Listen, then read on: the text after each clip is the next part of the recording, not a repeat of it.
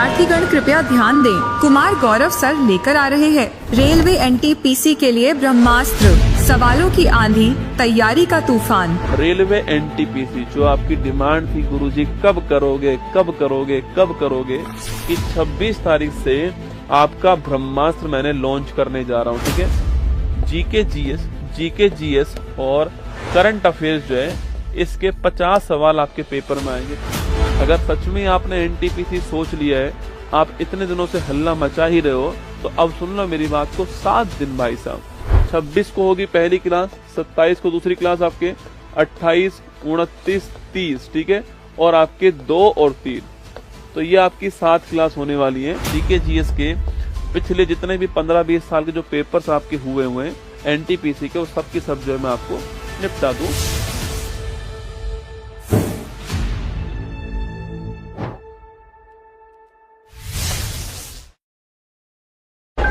विद्यार्थीगण कृपया ध्यान दें। कुमार गौरव सर लेकर आ रहे हैं रेलवे एनटीपीसी के लिए ब्रह्मास्त्र, सवालों की आंधी, तैयारी का तूफान। रेलवे एनटीपीसी जो आपकी डिमांड थी गुरुजी कब करोगे कब करोगे कब करोगे, कि 26 तारीख से आपका ब्रह्मास्त्र मैंने लॉन्च करने जा रहा हूँ। ठीक है, जीके जीएस और करंट अफेयर्स जो है इसके 50 सवाल आपके पेपर में आएंगे।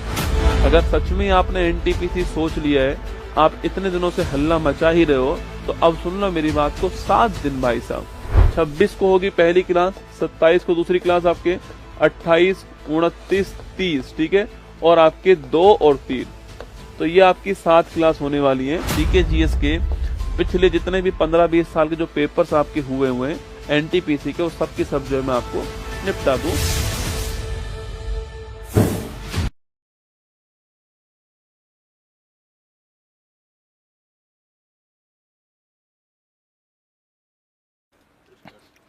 स्टार्ट।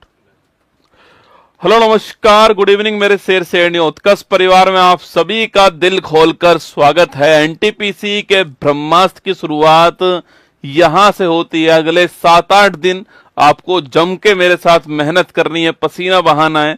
समय बहुत ही कम है हमारे पास में, लेकिन मैं पूरा प्रयास करूंगा कि आपके जितने भी एग्जाम्स हुए प्रीवियस ईयर में 10-15 साल के अंदर, उनमें जो जो सवाल पूछे गए, उन सवालों से क्या नया सवाल बन सकता है, वो आपको लगभग कवर जो है करा दूं यहाँ पर। तो ये अगले 7 क्लासेज जो होने वाली है वो आपके लिए रामबाण साबित होंगी, ताबूत में अंतिम कील की तरह होंगी, ये मेरा आपसे वादा रहा। पर पूरे ध्यान से हर क्लास को आपको देखना है, हर क्वेश्चन का पोस्टमार्टम पूरे ध्यान से आपको सुनना है। ठीक है, मेरे साथ बिल्कुल धर्मेंद्र, गजल, राहुल, गौरी, मोनिका, खुशी, हुकम, सोनू, मुस्कान, अजय, सभी का स्वागत है। और बस आराम से क्लास को देखना है, जैसे पढ़ा रहा हूं वैसे पढ़ते जाना है। 1 घंटे, 1.5 घंटे, 2 घंटे कोई कुछ भी नहीं बोलेगा। जो एनटीपीसी वाले बच्चे वो आराम से मेरी क्लास देखना।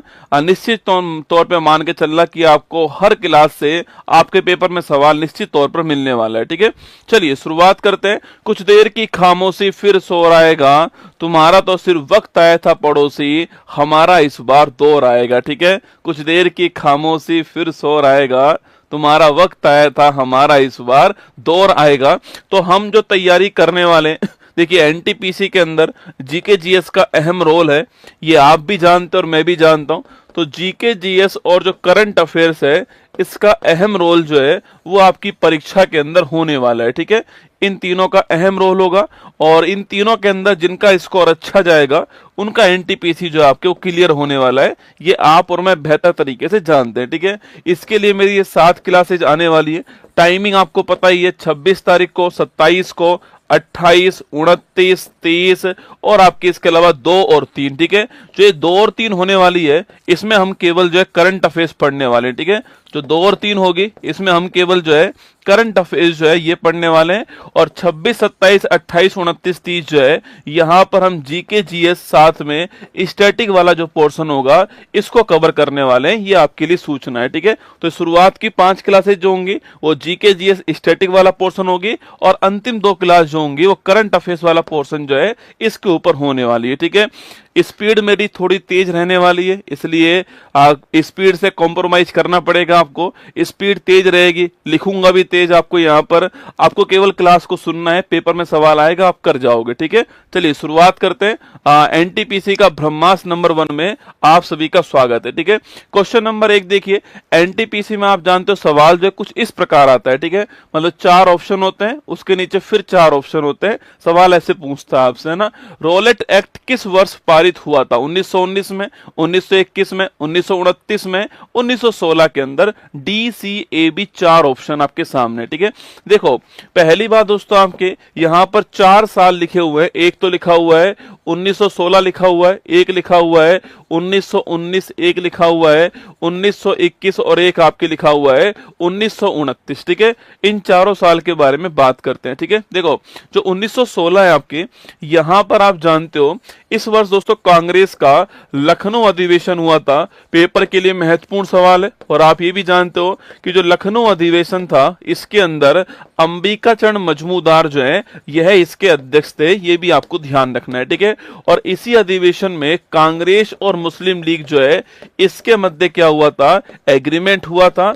और कांग्रेस में जो गरम और नरम दल है, इनका भी आपस में जो एग्रीमेंट है वह भी यही हुआ था, आपको ध्यान रखना है, ठीक है। तो गरम दल और नरम दल का आपस में जो एग्रीमेंट है वो भी यहां हुआ था। ये चारों पॉइंट आपको इसमें ध्यान रखना है 1916 के लखनऊ अधिवेशन के अंदर, ठीक है। 1916 के अंदर दोस्तों आपके एक और चीज होती है, आप जानते हो, जिसको बोलते हैं होम रूल लीग मूवमेंट, ठीक है। तो होम रूल लीग मूवमेंट जो है इसकी शुरुआत भी कब होती है? 1916 के अंदर होती है। और एनी बिसेंट और आपके साथ में एनी बिसेंट के साथ में बाल गंगाधर तिलक जो है ये मिलकर जो है आपके इसको स्टार्ट करते हैं, आपको ध्यान रखना है, ठीक है। तो एनी बिसेंट और तिलक साहब जो है मिलकर इसको स्टार्ट करते हैं, ये आपको ध्यान रखना है, ठीक है। अगला क्वेश्चन है 1919 दोस्तों ना। इसी 1919 में आप जानते हो इसी में एक एक्ट आया जिसका नाम था रोलेट एक्ट, ठीक है। इसे बोलते हैं ना अपील, ना दलील, ना वकील का कानून। क्या बोलते हैं इसको? इसे बोलते हैं ना अपील, ना दलील और ना वकील का कानून कहते हैं, आपको ध्यान रखना है, ठीक है। अगला क्वेश्चन पूछूं आपसे, इसी 1919 के अंदर एक कांड हुआ था आपके, और वह नरसंहार कौन सा था? 13 अप्रैल 1919। अभी फिल्म आई है, इसके ऊपर ध्यान रखना। जलियांवाला बाग हत्याकांड कौन सा था? जलियांवाला बाग जो हत्याकांड है अमृतसर के अंदर हुआ था, 13 अप्रैल की तारीख हुआ था, बैसाखी, आपके ध्यान रखना है, ठीक है। हाँ, BHU की स्थापना भी कब होती है? BHU की स्थापना भी आपके 1916 के अंदर होती है, ध्यान रखना, ठीक है। तो 13 अप्रैल 1919 को जलियांवाला बाग हत्याकांड, ये भी आपसे सवाल पूछ सकता है यहाँ पर, ठीक है। अगला क्वेश्चन देखिए 1921 दोस्तों ना। देखो 1919 का एक एक्ट आया था, आपको याद होगा, मॉन्टेग्यू चेम्सफोर्ड अधिनियम, ठीक है। 1919 का मॉन्टेग्यू चेम्सफोर्ड अधिनियम आया था, शायद आपको याद होगा। ये मॉन्टेग्यू चेम्सफोर्ड जो अधिनियम है ना, ये सवाल पूछो कब लागू हुआ था? तो ये आपके 1921 में लागू हुआ। बड़ा बढ़िया क्वेश्चन है। सवाल पूछे कि भाई 1919 का मॉन्टेग्यू चेम्सफोर्ड अधिनियम जो है, सवाल आपसे पूछे कि 1919 का गवर्नमेंट ऑफ इंडिया एक्ट जो है वो कब लागू हुआ था? तो वो लागू हुआ था कब? आपके 1921 के अंदर। इसको थोड़ा आपको ध्यान रखना है, ठीक है। 1921 में लागू हुआ, एग्जाम में सवाल बन सकता है, ठीक है। सवाल पूछे दोस्तों आपसे यहां पर कि जो प्रांत है उसमें ड्वेल सिस्टम कब लागू हुआ? तो प्रांतों में पूछूं आपसे, प्रांतों में आपके प्रांत में द्वैध शासन जो है इसकी शुरुआत भी कब होती है? इसकी शुरुआत भी 1919 के एक्ट से होती है, आपको ध्यान रखना है, ठीक है। अगला ऑप्शन है 1929 दोस्तों ना। 1929 के अंदर कांग्रेस का लाहौर अधिवेशन हुआ था, ठीक है। और इस लाहौर अधिवेशन के अध्यक्ष कौन थे? आपके पंडित जवाहरलाल नेहरू इसके अध्यक्ष थे। और मैंने आपसे कहा कि जो पंडित जवाहरलाल नेहरू इस लाहौर अधिवेशन के अध्यक्ष थे, इसमें ध्यान रखना है, इसमें पूर्ण स्वराज की मांग होती है। किसकी मांग होती है? पूर्ण स्वराज की मांग होती है। और अगले दिन 26 जनवरी को, कब? आपके 26 जनवरी 1930 को नोट कीजिएगा। आपके 26 जनवरी की तारीख को आप जानते हो 1930 के अंदर जो है पूर्ण स्वराज दिवस बनाया। कब? आपके पूर्ण स्वराज दिवस जो है यह बनाया गया था, आपको ध्यान रखना है, ठीक है।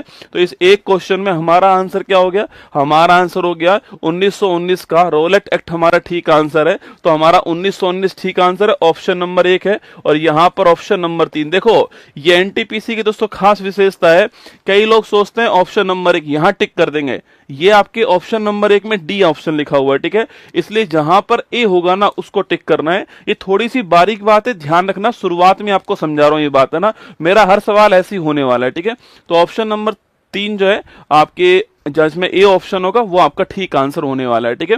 चलिए आगे चलते हैं। नेक्स्ट क्वेश्चन आपके लिए, पेनिसिलिन की खोज किसने की है? Louis Pasteur, William Harvey, Alexander Fleming, Edward Jenner. आप तो पूरी क्लास ढंग से देख लो, ये 7 दिन आप मेरे साथ खुद को झोंक दो ना, यकीन मानना आपको पेपर में यही हूबहू सवाल जो है व्याख्या से आपको मिलने वाले हैं, ठीक है। देखिए 4 दोस्तों ऑप्शन यहां पर भी मेरे सामने, एक तो है लुई पाश्चर, कौन है? लुई पाश्चर आपके, एक तो है लुई पाश्चर, एक ऑप्शन आपके अलेक्जेंडर फ्लेमिंग ऑप्शन है, एक ऑप्शन है विलियम हार्वे, कौन है?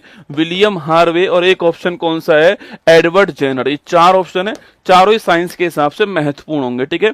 ऑप्शन नंबर 1 देखिए, लुई पाश्चर की तो बात करूं मैं आपसे, देखो सर रेबीज जो है ना, इस रेबीज जो है, अच्छा रेबीज होता किससे? आपके रेबीज होता है कुत्ते के काटने से दोस्तों ना। रेबीज किससे होता है? जो कुत्ता है इसके काटने से होता है, ठीक है। आपने जिद की घर पे कुत्ता पालू, क्या करो? कुत्ता पालू, तो पालू जो कुत्ता है आपके, इसका उल्टा पकड़ दो, आपके लूपा हो गया। लूपा मतलब हो गया लुई पाश्चर, क्या हो गया? लुई पाश्चर हो गया। तो आपको ध्यान रखना है, जो रेबीज है इसका जो वैक्सीन है वह खोजने वाला कौन था? लुई पाश्चर, ठीक है। रेबीज के बारे में आप जानते हो, इसको क्या बोलते हैं? इसे हाइड्रोफोबिया कहते हैं, पानी से डर लगना। क्या बोलते हैं? इसे बोलते हैं हाइड्रोफोबिया कहते हैं। और हाइड्रोफोबिया का मतलब क्या होता है? पानी से डर इसका मतलब होता है। और रेबीज पूछूं आपसे किससे होता है, तो रेबीज जो है रैबिडो वायरस से होता है। किससे होता है? रैबिडो वायरस से होता है, आपको ध्यान रखना है, ठीक है।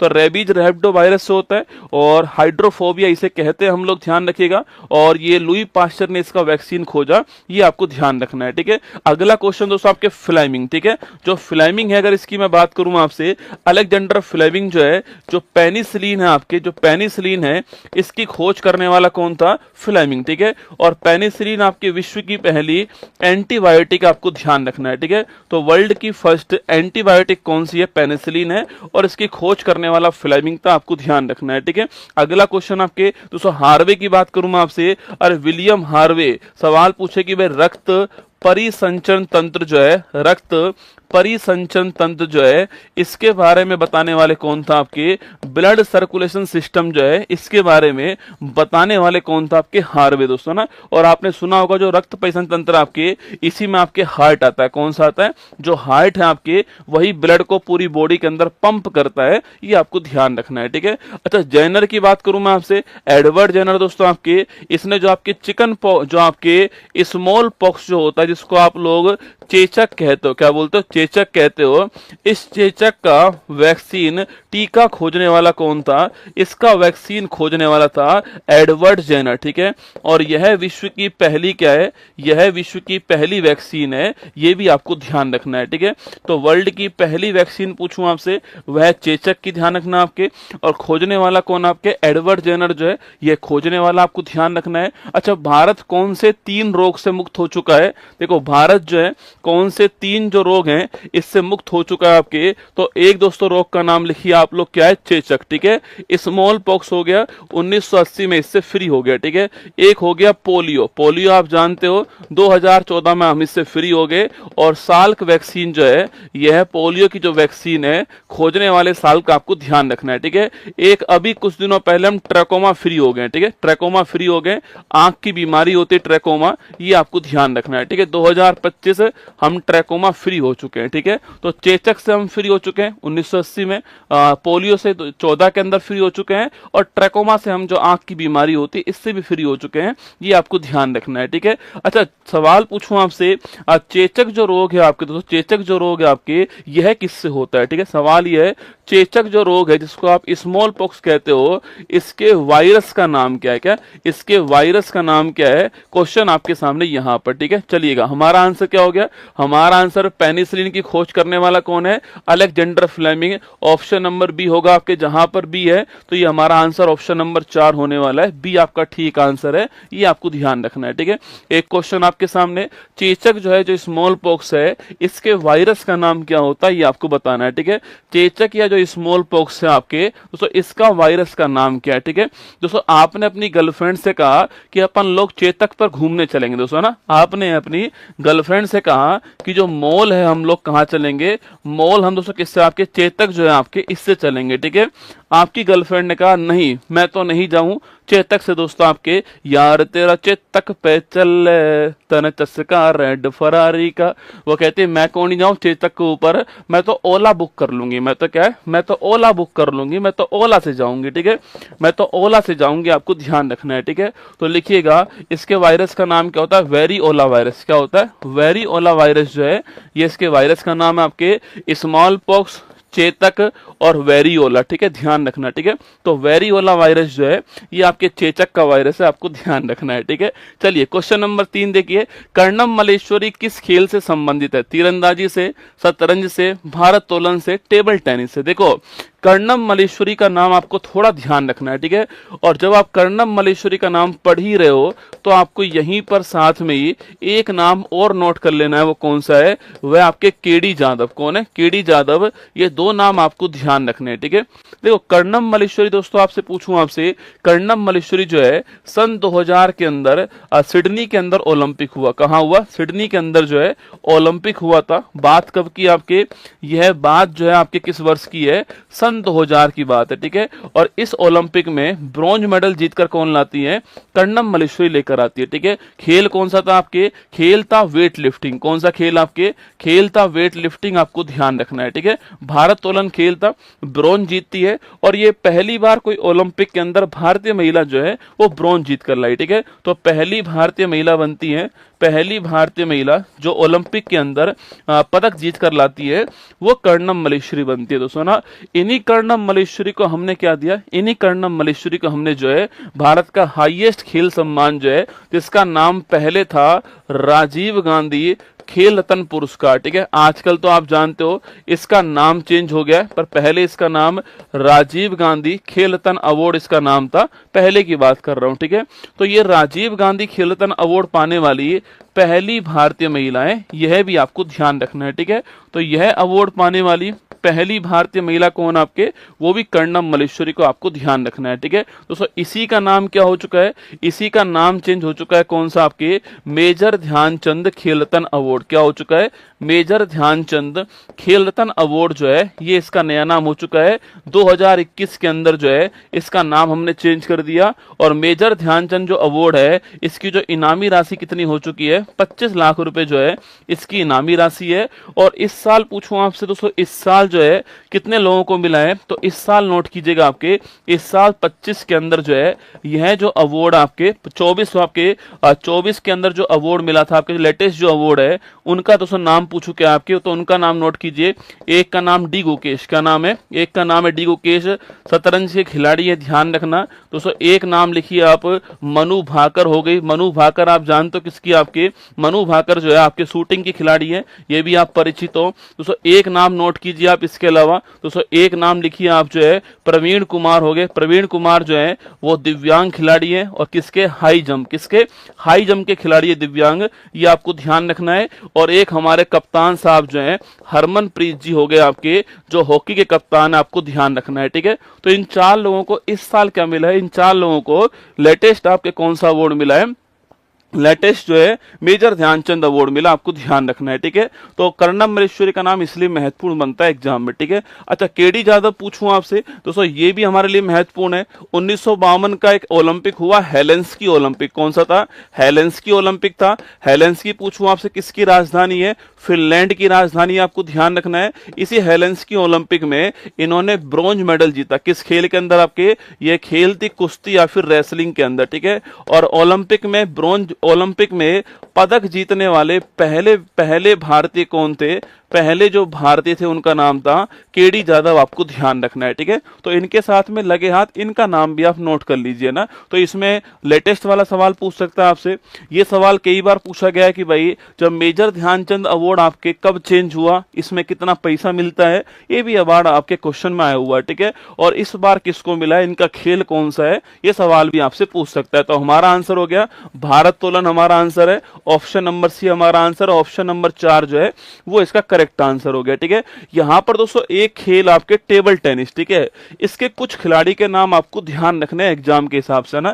देखो टेबल टेनिस जो है ना, आपके टेबल टेनिस जो है, इसमें पहली बात तो आपको ध्यान रखना है, टेबल टेनिस में एक तो नाम नोट कीजिए आप, शरद कमल। क्या नाम नोट है? शरद कमल का नाम नोट करना। और ये शरद कमल एग्जाम के लिए बड़ा महत्वपूर्ण है, अभी कुछ दिनों पहले इन्होंने संन्यास लिया, आपको ध्यान रखना है। ठीक है, एक महिलाओं में मानिका बत्रा का नाम ध्यान रखना, ठीक है, और एक श्रीजा अकूला जो है, इनका नाम नोट कीजिए ना। तो मानिका बत्रा, श्रीजा अकूला और शरद कमल जो है, ये आपके टेबल टेनिस के महत्वपूर्ण खिलाड़ी हैं, ध्यान रखिएगा। ठीक है, वहीं दोस्तों चेस की बात करूं मैं आपसे, शतरंज की बात करूं आपसे, इसमें होते हैं ग्रैंड मास्टर। कौन होते हैं? इसमें होते हैं ग्रैंड मास्टर। ठीक है, और पहले ग्रैंड मास्टर तो आप जानते हैं कौन है? विश्वनाथ आनंद। ठीक है, पूरा भारत जानता है विश्वनाथ आनंद, माइंड मास्टर इनकी पुस्तक का नाम है। और भारत का पहला राजीव गांधी जो खेलरत्न अवार्ड है वो किसको प्राप्त हुआ था? इन्हीं को प्राप्त हुआ था, आप जानते हो। ठीक है, सवाल पूछूं आपसे, अभी 286वां कौन सा है? पर दोस्तों एनटीपीसी थोड़ी पुरानी है रसगुल्ला ना, एनटीपीसी सवाल जो पूछते हैं ना वो 25 का ना पूछकर 24 का पूछेगी आपसे ना। तो एनटीपीसी पूछेगी आपसे कि 85वें नंबर का कौन है। ठीक है, एनटीपीसी सवाल पूछेगी आपसे कि जो 85वां है ये कौन सा है। ठीक है, तो 86वां ग्रैंड मास्टर कौन आपके वर्तमान में? अभी दोस्तों 86वां ग्रैंड मास्टर पूछूं आपसे, वो कौन आपके? तो एल श्रीहरि। कौन आपके? श्रीहरि जो है, ये 86वें ग्रैंड मास्टर, आपको ध्यान रखना है। ठीक है, और 85वें की बात करूं आपसे, वो कौन आपके? तो 85 नंबर वाले कौन आपके? तो 85 नंबर वाले छापना आपके। 85 नंबर वाले ग्रैंड मास्टर कौन था आपके? पी श्याम निखिल। कौन थे? पी श्याम निखिल, ये आपको ध्यान रखना है। ठीक है, तो दोनों क्वेश्चन एग्जाम वाला पूछ सकता है, दोनों की दोनों कहां के रहने वाले हैं? तमिलनाडु के रहने वाले, ये भी आपको हल्का मोटा ध्यान रखना है। ठीक है, चलिए हमारा आंसर हो गया ऑप्शन नंबर सी, ध्यान रखिए ना। क्वेश्चन नंबर 4 देखिए, निम्नलिखित में से किस नदी को बंगाल का शोक के रूप में जानते हैं? ठीक है, देखो दोस्तों ऑप्शन कौन कौन से आपके, एक तो नदी कौन सी आपके? दामोदर नदी। कौन सी है? दामोदर नदी है।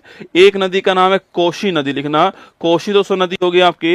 एक नदी का दोस्तों नाम लिखिए आप लोग, आपके एक नदी का नाम लिखिए आप लोग, हवांगो नदी। कौन सी? हवांगो नदी लिखिएगा, ये भी आपसे पूछ सकता है आपसे। देखो दामोदर नदी जो है इसको बोलते हैं बंगाल का शोक। क्या बोलते हैं? बंगाल का शोक जो है इसे कहते हैं, आपको ध्यान रखना है। ठीक है, और कोशी नदी जो है इसे कहते हैं बिहार का शोक। क्या बोलते हैं? बिहार का शोक जो है वो कौन सी नदी है? वह कोशी नदी होगी। ठीक है, और हवांगो जो नदी है इसको बोलते हैं चीन का शोक। क्या बोलते हैं इसको? चीन का शोक कहते हैं। इसी को आपके चीन के अंदर येलो रिवर कहते हैं। क्या बोलते हैं? येलो रिवर कहते हैं चीन में, ये आपको ध्यान रखना है। ठीक है, दामोदर नदी को बोलते हैं बंगाल का शोक, कोशी को बोलते हैं बिहार का शोक, हवांगो क्या बोलते हैं आपके? इसे बोलते हैं चीन का शोक। ठीक है, यहीं पर दोस्तों नोट कीजिए, आपके एक नदी का नाम और लिखा हुआ आपके, जिसका नाम है महानदी। ठीक है, तो महानदी जो है आपके, सवाल पूछूं आपसे, जो महानदी है दोस्तों इसी किनारे पर कौन आपके? इसी किनारे पर हीराकुड बांध है, जो कि कहां पर है? संबलपुर के अंदर। कहां पर है? संबलपुर के अंदर है। आप परिचित हो, आपके ओडिशा के अंदर है, और ये भारत का सबसे लंबा बांध है, आपको ध्यान रखना है। ठीक है, यहीं पर एक नाम आपके सोन नदी लिखा हुआ है। क्या लिखा हुआ है? सोन नदी लिखा हुआ है। ये भी आप जानते हो कि जो सोन नदी है ये कहां से निकलती है? अमरकंटक की पहाड़ी। कहां से? अमरकंटक की जो पहाड़ी है दोस्तों यहां से निकलती है। ठीक है, इस पहाड़ी से दो नदी निकलती है। ठीक है, एक तो निकलती है दोस्तों कौन सी आपके? एक तो इधर निकलती है सोन नदी, और इधर निकलती है आपके नर्मदा नदी, और ऊपर की ओर कौन सी आपके? यहां निकलती है कौन सी आपके? सोन नदी। ठीक है, तो जो अमरकंटक की पहाड़ी है इससे दो नदी निकलती हैं, एक आपके नर्मदा नदी निकलती है और एक आपकी जो है सोन नदी निकलती है। ठीक है, दोस्तों नर्मदा की मैं बात करूं आपसे, जबलपुर कहां पर आपके? तो जबलपुर जो है इसी नदी किनारे पर स्थित है। ठीक है, इसके अलावा ओंकारेश्वर बांध पूछूं आपसे, मध्य प्रदेश के अंदर आपके ओंकारेश्वर बांध कहां पर है? वह भी इसी नदी के ऊपर। ठीक है, धुआंधार जलप्रपात पूछूं आपसे कहां पर है? तो धुआंधार जो वाटरफॉल आपकी वो भी कहां पर है? इसी नदी के ऊपर, मध्य प्रदेश के अंदर। ठीक है, ओंकारेश्वर बांध भी कहां पर है? मध्य प्रदेश के अंदर। ठीक है, अगर सवाल आपसे ये पूछे कि भाई साहब सरदार सरोवर बांध किस नदी पर है? सरदार सरोवर जो बांध है आपके वो भी इसी नदी के ऊपर है, गुजरात के अंदर। कहां पर है? गुजरात के अंदर सरदार सरोवर बांध भी आपसे पूछ सकता है, ध्यान रखना। ठीक है, तो सवाल का आंसर क्या हो गया? सवाल का आंसर हो गया Damodar, option number C answer हो गया। और तो यहां पर ऑप्शन नंबर 4 जो है करेक्ट आंसर है, ये आपको ध्यान रखना है। ठीक है, कभी सवाल दोस्तों पूछा पूछूं आपसे, भारत की पहली नदी घाटी परियोजना कौन सी? सवाल पूछे आपसे कि भारत की पहली नदी घाटी जो परियोजना आपकी वह कौन सी है? तो भारत की फर्स्ट बहुउद्देशीय मल्टीपर्पज बहुउद्देशीय नदी घाटी जो परियोजना है, इसका नाम क्या लिखिएगा? तो इसका नाम आपके दामोदर नदी घाटी परियोजना, ठीक है। और इसको स्थापित करने वाले कौन थे आपके? वो थे पंडित जवाहरलाल नेहरू, ठीक है। इन्होंने जो आपके नदी घाटी जो परियोजना है, इसको आधुनिक भारत का मंदिर कहा है। क्या बोला है? आधुनिक भारत का मंदिर कहा है, आपको ध्यान रखना है, ठीक है। तो भारत की पहली पूछूं आपसे, दामोदर नदी घाटी ध्यान रखना है। सवाल पूछे कि आपके किसने जो बहुउद्देशीय नदी घाटी परियोजना जो होती है, उन्हें किसने आधुनिक भारत का मंदिर कहा है? तो भी आपके जवाहरलाल नेहरू, आपको ध्यान रखना है, ठीक है। तो हमारा आंसर हो गया ऑप्शन नंबर 4 सी जो है हमारा करेक्ट आंसर हो गया, ठीक है। भारतीय संविधान में पहला संशोधन कब किया गया था ना? 1978 के अंदर, 1991 के अंदर, 1951 के अंदर, 2002 के अंदर, 1976 के अंदर, ठीक है। दोस्तों आइए, 4 ऑप्शन आपके सामने यहां पर दिए गए हैं, ठीक है। तो 4 ऑप्शन में पहला ऑप्शन है 1951, ठीक है। सेकंड हमारा हो गया 1976, है ना। इसके बाद हो गया हमारा 1978, ठीक है। फिर कौन सा हो गया? फिर हो गया आपका 2002। कौन सा हो गया? 2002, ठीक है। देखो, पहली बात तो संविधान संशोधन भारत ने कहां से लिया बेटा? तो लिखना आपके, ये हमने कहां से लिया? साउथ अफ्रीका जो है यहां से लिया, पहला क्वेश्चन, ठीक है। अगला क्वेश्चन संविधान में कहां पर है? संविधान में भाग 20 के अंदर, ठीक है। अनुच्छेद पूछूं आपसे, आर्टिकल नंबर 368। कौन सा हो गया? आर्टिकल 368, ठीक है। कितने हो चुके हैं संविधान में? 106 आपके हो चुके हैं, ठीक है। 106 नंबर वाला कौन सा है? नारी शक्ति वंदन अधिनियम। कौन सा है? महिलाओं का जो रिजर्वेशन आपके, नारी शक्ति जो वंदन अधिनियम आपकी 106वां है, ठीक है। ये भी आपको ध्यान रखना है ना। अब आइए 1951 दोस्तों, ना इसे बोलते हैं पहला संविधान संशोधन, ठीक है। पहला संविधान संशोधन होता है। अगर सवाल पूछूं आपसे, इससे संविधान में क्या जोड़ा गया? तो भाग आपकी जो अनुसूची जो 9 है वह इसके द्वारा जोड़ी गई, आपको ध्यान रखना है, ठीक है। जिसमें आप जानते हो किसके बारे में बात हुई आपकी? जिसमें लैंड रिफॉर्म जो है, भूमि सुधार जो है, इसके बारे में बात हुई है, आपको ध्यान रखना है, ठीक है। अगला क्वेश्चन आपके 1976 पूछूं आपसे, इसमें आपके संविधान संशोधन कौन सा होता है? आपके 42वें नंबर कौन सा होता है? 42वां संविधान संशोधन होता है। और आप जानते हो इसे लघु संविधान कहते हैं। इंदिरा गांधी जी ने आपके किया था, और इसके द्वारा संविधान में बहुत सारे मेजर चेंज आपके किए गए, ठीक है। दोस्तों ऑप्शन नंबर 1 आपके क्या क्या चेंज इसमें होता है लिखिएगा आपके। तो पहला चेंज ये हुआ कि जो प्रस्तावना है इसमें संशोधन हुआ, ठीक है। और प्रस्तावना में समाजवाद वर्ड जोड़ा गया। प्रस्तावना में जो पंथ निरपेक्षता है इसको जोड़ा गया, और प्रस्तावना के अंदर अखंडता जो वर्ड है इसको जोड़ा गया, आपको ध्यान रखना है, ठीक है। हमारी जो प्रस्तावना है उसमें केवल अब तक एक बार संविधान संशोधन हुआ है आपके, और वो 42वां संविधान संशोधन, जिसमें समाजवाद, पंथ निरपेक्षता, अखंडता जो है इसको जोड़ा गया, ठीक है। इसके बाद दोस्तों आपके लिखना, आपके इसके बाद में शिक्षा हो गया, आपके शिक्षा। वन है वन्य जीव लिखना, वन्य जीव है। माप तोल लिखना, माप तोल है। और इसके अलावा न्याय प्रशासन है, ठीक है। इन 5 विषयों को जो राज्य सूची है यहां से बाहर निकाल करके संवर्ती सूची में जोड़ा गया, ठीक है। इन 5 विषयों को जो राज्य सूची है यहां से बाहर निकाला गया, और संवर्ती सूची जो है इसमें ऐड कर दिया गया, ठीक है। इसके अलावा संविधान में भाग 4A जोड़ा गया, ठीक है। इसके अलावा संविधान में ऑप्शन नंबर, इसके अलावा संविधान में यहां लिख दीजिए भाग 4A जोड़ा गया, ठीक है। जिसमें आप जानते हो मौलिक कर्तव्य की दोस्तों बात होती है, और उस समय भारत में 10 मौलिक कर्तव्य जोड़े गए थे आपके। अभी वर्तमान में 211 है। 11वां किससे आता है? 11वां जो है यह 2002 का 86वां संविधान संशोधन जो है इसके द्वारा जोड़ा गया, एजुकेशन का। कौन सा? शिक्षा वाला जो है आपके, यह 2002 का 86वां संविधान संशोधन जो है इसके द्वारा जोड़ा गया, आपको ध्यान है। भाग 4A आपके फंडामेंटल ड्यूटी, ये भी आपको ध्यान रखना है, ठीक है। ये आपको 3 बातें इस 42वां संविधान संशोधन में, प्रस्तावना वाली, एक राज्य सूची से निकाल करके संवर्ती सूची वाली, और एक आपके मौलिक कर्तव्य वाली आपको ध्यान रखना है, ठीक है। ये जो मौलिक कर्तव्य वाली है, यह कमेटी कौन सी थी आपके, सरदार स्वर्ण सिंह कमेटी, आपको ध्यान रखना है। आर्टिकल नंबर 51 है, ठीक है। भाग आपके 4 है, आर्टिकल 51 है ना। इसके बाद देखिए 1978 दोस्तों ना, इसमें कौन सा होता है, इसमें 44वां संविधान संशोधन होता है और इसके द्वारा जो संपत्ति का जो अधिकार है ना, संपत्ति का जो अधिकार है, इसको मौलिक अधिकार से बाहर कर दिया गया और इसके अलावा इसको एक विधिक अधिकार बना दिया गया। और किस आर्टिकल के अंदर, आर्टिकल 301 के अंदर, ठीक है। तो संपत्ति का अधिकार जो होगा वो एक लीगल राइट होगा, आर्टिकल 301 के अंदर फंडामेंटल राइट नहीं होने वाला है। जब संविधान हमारा बन के तैयार हुआ उस समय 7 फंडामेंटल राइट थे, लेकिन वर्तमान में हमारे पास में केवल 6 मौलिक अधिकार, आपको ध्यान रखना है, ठीक है। और 2002 की बात करूं आपसे, इसमें 86वां संविधान संशोधन होता है और एजुकेशन की दोस्तों बात होती है और इसी के द्वारा संविधान में एक नया आर्टिकल 21A आर्टिकल जो मौलिक अधिकार है, शिक्षा का जो अधिकार है, यह जोड़ा गया। ये आपको ध्यान रखना है, ठीक है।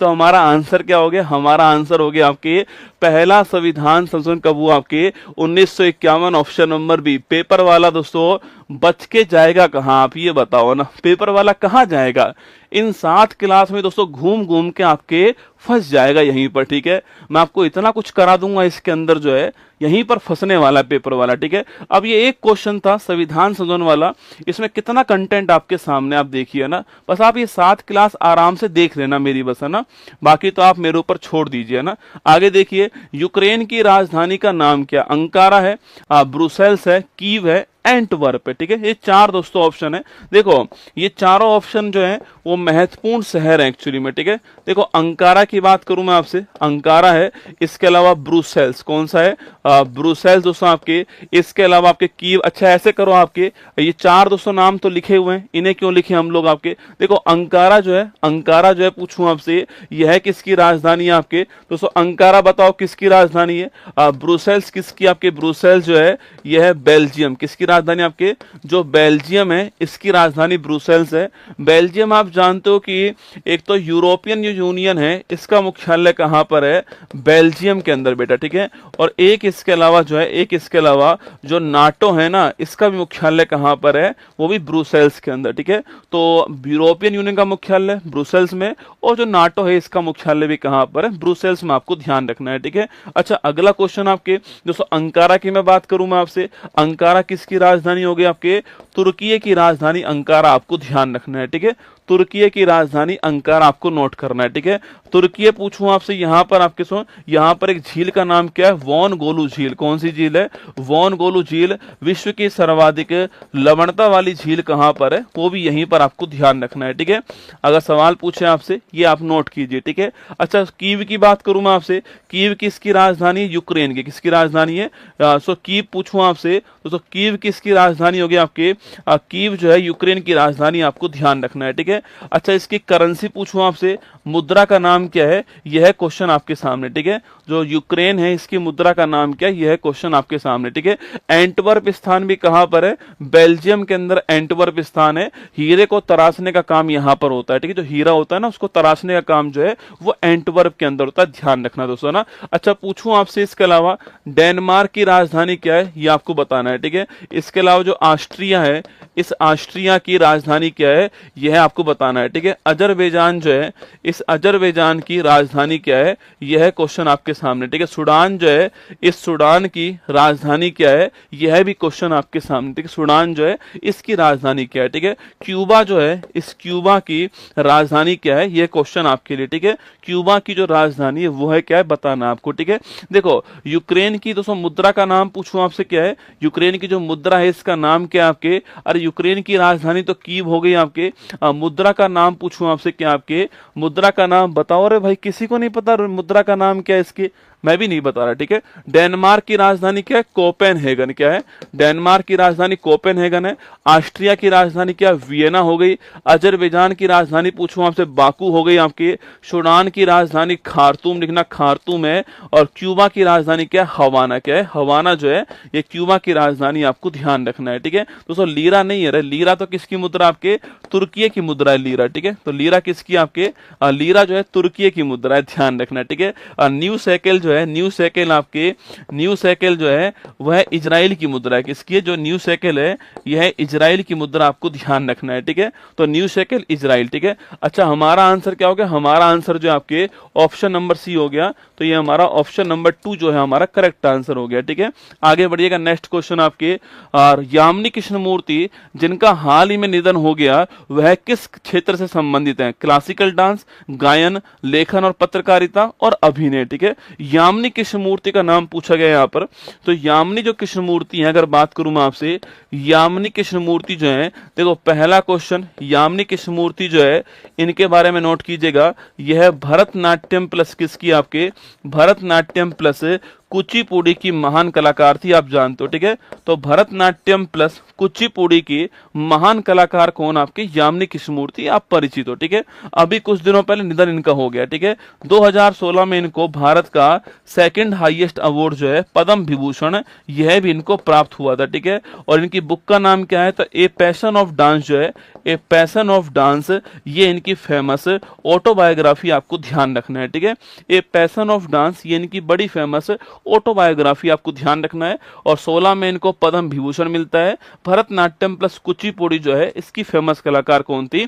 यामिनी कृष्णमूर्ति थी। तो हमारा आंसर क्या हो गया? ऑप्शन नंबर 1 जो है क्लासिकल डांस हमारा ठीक आंसर है। तो ये हमारा ऑप्शन नंबर 1 करेक्ट आंसर हो गया, ठीक है। अच्छा, भारत में पूछूं आपसे, भारत के अंदर कुल कितने क्लासिकल डांस आपके? तो भारत में कुल 208 क्लासिकल डांस है। क्या है? भारत में कुल कितने क्लासिकल डांस है? तो भारत में 8 क्लासिकल डांस है। सबसे पुराना कौन सा? सबसे पुराना पूछूं आपसे तो वह भरतनाट्यम हो गया, ठीक है।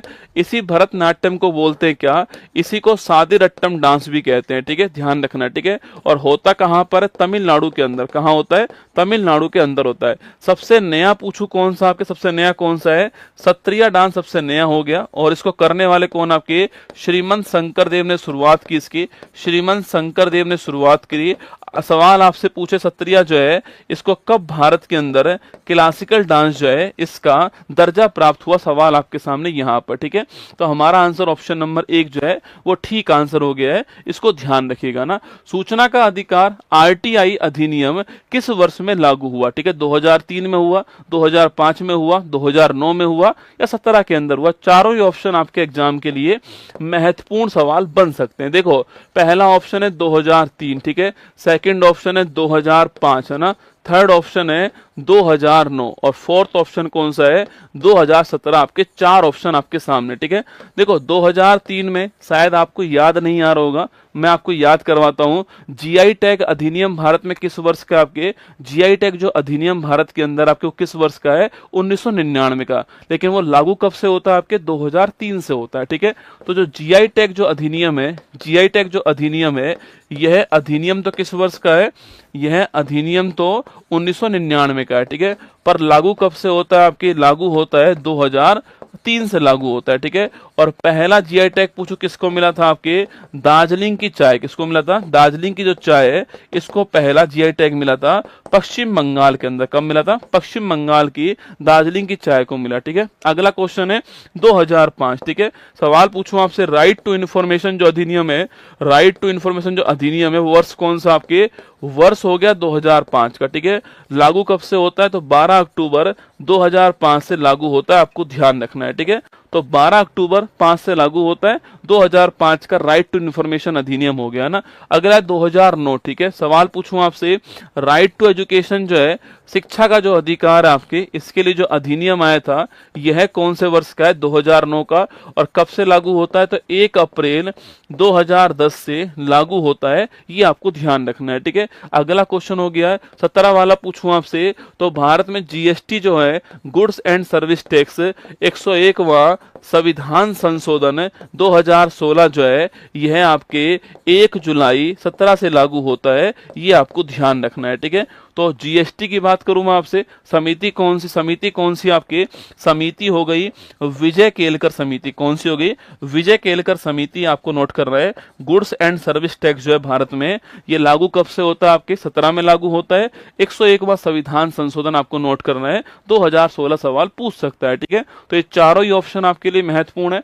हमारा आंसर हो गया है राइट टू इन्फॉर्मेशन किस वर्ष का? आपके 2005 ऑप्शन नंबर बी है। तो ये हमारा एक आंसर ठीक हो गया। गया ऑप्शन नंबर बी है ना। चलिए आगे बढ़ते हैं। नेक्स्ट क्वेश्चन आपके लिए, भारत सरकार द्वारा रुपये चिन्ह को दोस्तों किस वर्ष में अपनाया गया? ठीक है, देखो 2009 में अपनाया गया, 10 में अपनाया गया, 11 में अपनाया गया, 12 में अपनाया गया। ठीक है दोस्तों, रुपये की बात करूं मैं आपसे, रुपये की बात की जाए आपसे और रुपया चिन्ह जो है आप सवाल पूछूं आपसे, पहली बात तो ये नया चिन्ह जो है यह देने वाले कौन था? आपके उदय कुमार जो है इस चिन्ह को देने वाले। ठीक है, अगला क्वेश्चन आपके 2009 के अंदर कंपटीशन होता है और 2010 के अंदर जुलाई के महीने में 10 के अंदर जो है इसको हमने आपके इसको हमने अपना लिया, आपको ध्यान रखना है। ठीक है, तो 10 के अंदर हमने अपनाया, इसको नोट कीजिएगा। 9 में कंपटीशन हुआ था और उदय कुमार जी कंपटीशन जीत गए आपके, और 10 के अंदर हमने ये नया चिन्ह जो आपके अपना लिए दोस्तों। अभी दोस्तों हमारे पास कौन कौन से रुपये आपके, 10 रुपए का नोट हमारे पास है, 20 रुपए का नोट हमारे पास है, 50 रुपए का नोट हमारे पास में, 100 रुपए का नोट हमारे पास में, और आपके 200 रुपए का नोट हमारे पास में, और 500 रुपए का नोट हमारे पास में। ठीक है, फटाफट याद करो, बताओ मुझे इनमें कौन कौन से आपके फोटो लगे हुए हैं। ठीक है, देखो आपके 10 रुपए का नोट पूछूं आपसे, 10 रुपए का दोस्तों नोट पूछे आपसे, 10 रुपए का नोट में क्या लिखा हुआ है? इसमें आपके जो है कोणार्क सूर्य मंदिर, क्या है? कोणार्क सूर्य मंदिर जो है 10 रुपए का नोट में आपको नोट करना है। ठीक है, 20 रुपए का नोट पूछूं आपसे, एलोरा की जो गुफा है आपके वो 20 रुपए के नोट के ऊपर है ना। 50 पूछूं आपसे, हम्पी जो है आपके वो 50 के ऊपर हो गया। ठीक है, 100 रुपए का नोट पूछूं आपसे, रानी की जो बाब है गुजरात के अंदर वो 100 रुपए के नोट पर हो गए। ठीक है, रानी की बाब गुजरात 100 रुपए का नोट है ना। 200 पूछूं आपसे, सांची का जो स्तूप है आपके, सांची का जो स्तूप हो गया आपके मध्य प्रदेश के अंदर वो 200 रुपए के नोट पर हो गया। ठीक है, और 500 रुपए का नोट आप जानते हो लाल किला जो है ये किसके ऊपर हो गया? आपके 500 रुपए के नोट के ऊपर जो है वो लाल किला हो गया। 2000 का नोट आपके बंद हो गया, आप सभी जानते हैं, ये भी आपको ध्यान रखना है। ठीक है, तो रुपया ऑप्शन नंबर बी आपके, तो नंबर 2 हमारा ठीक आंसर है, ऑप्शन नंबर बी इसका करेक्ट आंसर है। 10 रुपए के नोट पर कोणार्क सूर्य मंदिर हो गया, आप सभी जानते हैं। इसे किस नाम से जानते हैं? आपके ब्लैक पैगोडा के नाम से जानते हैं, इसको नोट करना। और गंगवंश जो है इसको बनवाने वाला ओडिशा के अंदर स्थित आप सभी जानते हैं, और नरसिंह देव फर्स्ट जो है इन्होंने बनाया था, ये भी आपको ध्यान रखना है। ठीक है, तो गंगवंश ने बनाया, ब्लैक पैगोडा कहते हैं, ध्यान रखिएगा। ठीक है, एलोरा का पूछूं आपसे कहां पर है? ये आपके महाराष्ट्र के अंदर। ठीक है, कहां है? महाराष्ट्र के अंदर। हम्पी कहां पर? आपके कर्नाटक के अंदर है। किसकी राजधानी थी? आपके जो विजयनगर जो है इसकी राजधानी कौन सी थी? हम्पी थी, आपको ध्यान रखना है। ठीक है, और इसी विजयनगर की स्थापना करने वाले कौन थे? हरियर बुक्का जो है इसी की स्थापना करने वाले। ठीक है, और इसी विजयनगर वंश में आपके, अच्छा हरियर बुक्का का वंश कौन सा था? आपके संगम वंश था। ठीक है, लेकिन इसी में बड़ा फेमस वंश कौन सा हुआ है?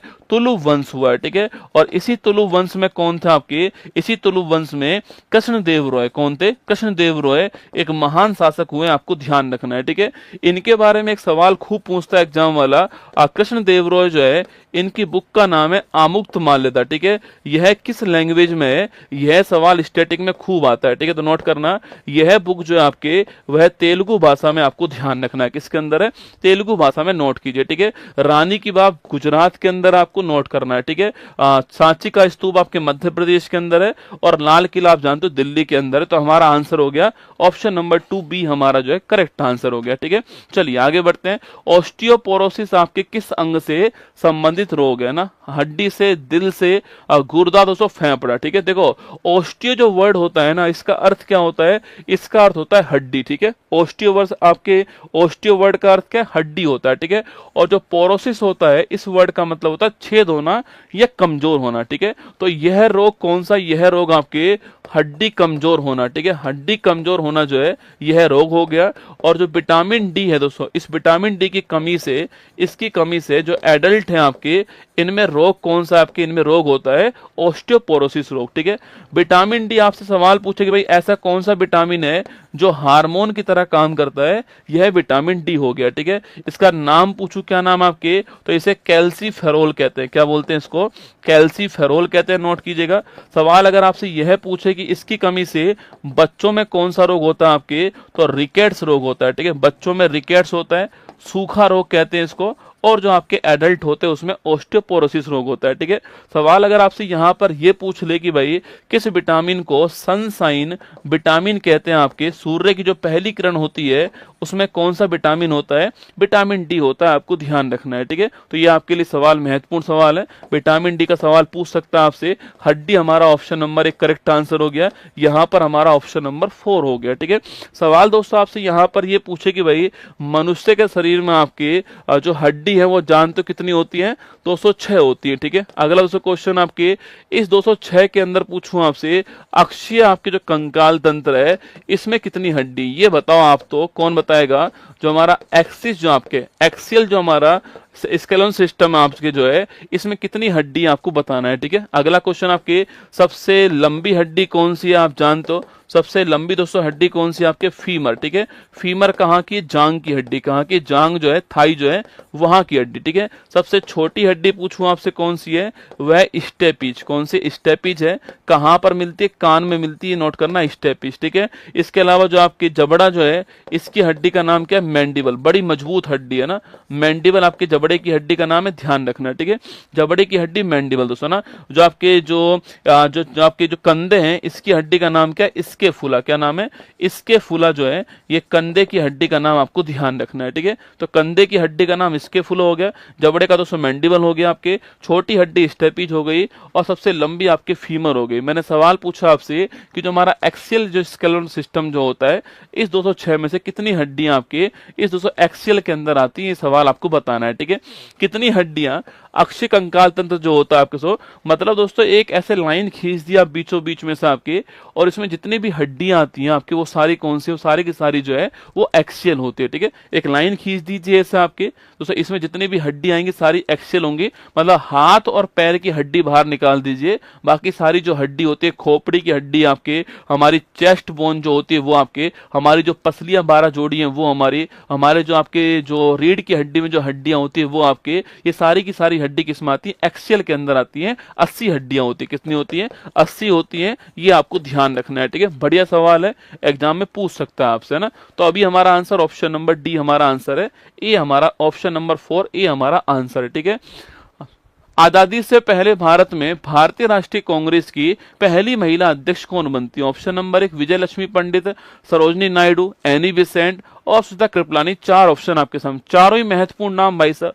देखो विजय लक्ष्मी पंडित के बारे में आप जानते होंगे, यूएन महासभा जो है, इस यूएन महासभा की अब तक की आपके पहली महिला जो अध्यक्ष है वो कौन बनती है?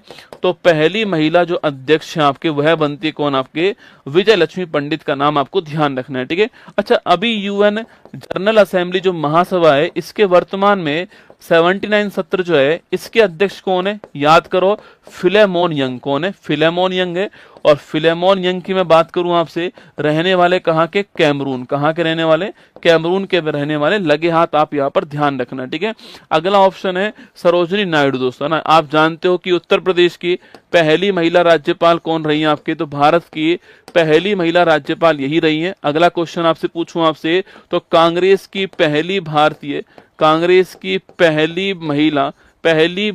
महिला अध्यक्ष कौन बनती है? तो पहली भारतीय जो महिला अध्यक्ष है 1925 के अंदर जो कानपुर अधिवेशन हुआ था यहां पर अध्यक्ष कौन बनी थी? आपकी यही बनी थी। ठीक है, अगला है सुचित्रा कृपलानी। अच्छा, इनकी दोस्तों एक बुक का नाम लिखिए, द गोल्डन थ्रेशोल्ड। क्या नाम है? द गोल्डन थ्रेशोल्ड जो है ये इन्हीं की पुस्तक का नाम है, आपको ध्यान रखना है। ठीक है, द गोल्डन थ्रेशोल्ड जो है ये इन्हीं की पुस्तक का नाम आपको ध्यान रखना है। ठीक है, अगला क्वेश्चन आपके सुचित्रा कृपलानी पूछूं आपसे, तो ये भारत में किसी राज्य की पहली महिला मुख्यमंत्री रही थी, आपको ध्यान रखना है। ठीक है, भारत में किसी राज्य की पहली महिला मुख्यमंत्री का नाम ये है। ठीक है, इसके अलावा एनी बेसेंट की बात करूं मैं आपसे, तो कांग्रेस की पहली जो महिला अध्यक्ष है, पहली महिला जो अध्यक्ष है आपके वह रहती है एनी बेसेंट। 1917 के अंदर नोट करना, कलकत्ता जो अधिवेशन था यहाँ की अध्यक्ष थी, आपको ध्यान रखना है। ठीक है, एनी बेसेंट की पत्रिका का नाम पूछूं आपसे तो लिखिए कॉमनवेल्थ। क्या नाम है? कॉमनवेल्थ जो है यह इनकी पत्रिका का नाम है, आपको ध्यान रखना है। ठीक है, सवाल पूछा है कि भारतीय राष्ट्रीय कांग्रेस की पहली महिला अध्यक्ष कौन थी? तो पहली महिला अध्यक्ष कौन थी? एनी बेसेंट थी, ऑप्शन नंबर सी। यहां पर हमारा 2 आपके करेक्ट आंसर हो गया, ये आपको ध्यान रखना है। ठीक है, अगला अगला क्वेश्चन, क्वेश्चन नंबर 12 देखिए ना, भारत की सबसे लंबी सीमा किस देश के साथ लगती है? ठीक है, पाकिस्तान है, चीन है, बांग्लादेश है, नेपाल। दोस्तों ना, भारत की जो बाउंड्री है, आप सवाल पूछ रहे हैं आपसे, भारत की जो बाउंड्री है वह सबसे लंबी जो बाउंड्री है वो किस देश के साथ लगती है? सवाल आपके सामने यहाँ पर। ठीक है, तो एक बार देख लीजिए कि भारत की बाउंड्री पर कौन कौन से देश जो हैं आपके, यह देश स्थित है आपके सामने यहाँ पर। ठीक है, देखिएगा दोस्तों, इधर देश कौन सा आपके, इधर देश तो हो गया नल्ला पाकिस्तान। ठीक है, यहाँ देश कौन सा है, यहाँ देश आपके अफगानिस्तान। ठीक है, यहाँ देश कौन सा हो गया, यहाँ देश चाइना हो गया। ठीक है, यहाँ देश कौन सा हो गया, यहाँ देश आपका म्यांमार हो गया, यहाँ पर बांग्लादेश हो गया, यहाँ पर नेपाल हो गया और यहाँ पर आपका भूटान हो गया। ठीक है, चलिए पहला नंबर देखिए दोस्तों, आपके फर्स्ट नंबर देखिए आपके, तो जो बांग्लादेश, अगर सवाल पूछूं आपसे, बांग्लादेश जो है इससे बाउंड्री बनाने वाले स्टेट, बाउंड्री बनाने वाले स्टेट के नाम पूछूं आपसे कौन कौन से हैं, तो बांग्लादेश से दोस्तों बाउंड्री बनाने वाले स्टेट कौन कौन से आपके, यहाँ पर आपके पश्चिम बंगाल हो गया दोस्तों, यहाँ पर पश्चिम बंगाल के बाद मेघालय हो गया, फिर असम हो गया आपके, फिर आपके त्रिपुरा हो गया और मिजोरम हो गया। कौन कौन से हैं तो लिखिएगा, इसके अलावा पश्चिम बंगाल हो गया, पश्चिम बंगाल हो गया, मेघालय लिखिए, मेघालय हो गया, इसके साथ में आपके असम हो गया, लिखिए असम, इसके अलावा त्रिपुरा हो गया और आपके मिजोरम हो गया। ठीक है, ये 5 राज्य जो हैं वो बाउंड्री किससे बनाते हैं, बांग्लादेश से बनाते हैं, ध्यान रखिएगा। ठीक है दोस्तों, इसके बाद आपके शून्य रेखा पूछूं आपसे, कहां पर है शून्य रेखा जो है, ये है बांग्लादेश और त्रिपुरा जो है इसके बीच में, आपको ध्यान रखना है। ठीक है, जीरो लाइन पूछूं आपसे, बांग्लादेश त्रिपुरा आपको ध्यान रखना है। ठीक है, सेकंड दोस्तों नंबर पूछूं आपसे, सेकंड नंबर लिखिए, पाकिस्तान से बाउंड्री कहां कहां लगती है हमारी, तो गुजरात हो गया, राजस्थान हो गया, यहाँ पंजाब हो गया और यहाँ दोस्तों आपके जम्मू कश्मीर आपके और लद्दाख हो गया। ठीक है, तो गुजरात आपके, राजस्थान, पंजाब, जम्मू कश्मीर, लद्दाख जो है ये बाउंड्री है, और रेड क्लिफ लाइन जो आप जानते हो ये इंडिया पाकिस्तान जो है इसके बीच में, ये आपको ध्यान रखना है। ठीक है, वहीं दोस्तों आपके नंबर थर्ड पूछूं आपसे, नंबर थर्ड लिखिए कौन सा आपके, नंबर थर्ड तो चीन लिख दीजिए, चीन जो है,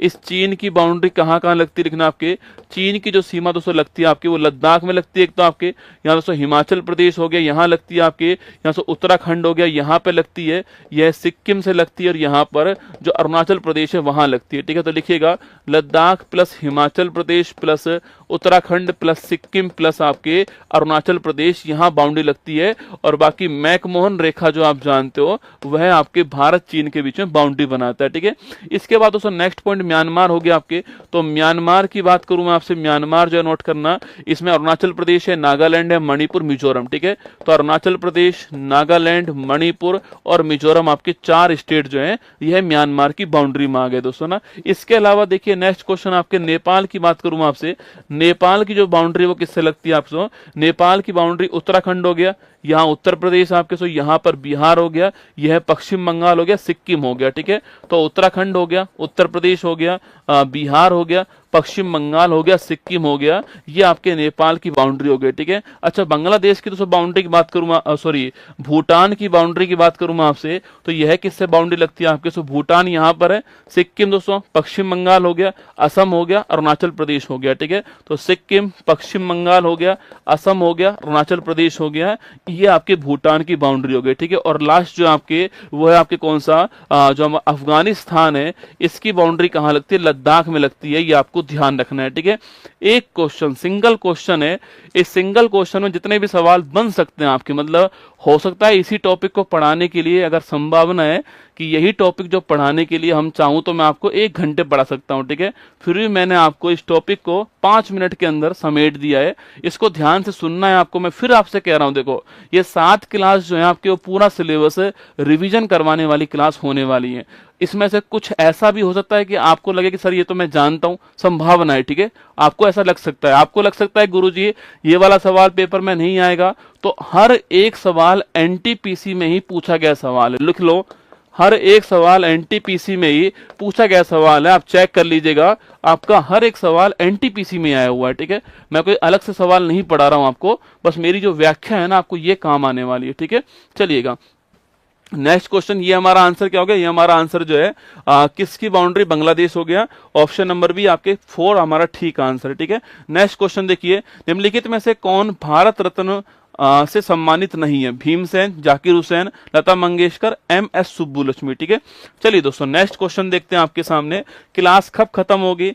जिस दिन जब आप छोड़ दोगे तब खत्म हो जाएगी। ठीक है, मेरी तरफ से कब खत्म होगी? जिस समय आपके ये मेरा पूरा पेज पूरा होगा। 40 क्वेश्चन के आसपास है, अभी हम 13वें क्वेश्चन के ऊपर है, तो लगभग आपकी 2 घंटे भी चल सकती है, 2.5 घंटे भी चल सकती है। ठीक है, 7 दिन भूल जाओ, कब खत्म होगी कब समाप्त होगी भूल जाओ ना, 7 दिन के लिए। ठीक है, चलिए 4 नाम लिखे हुए हैं।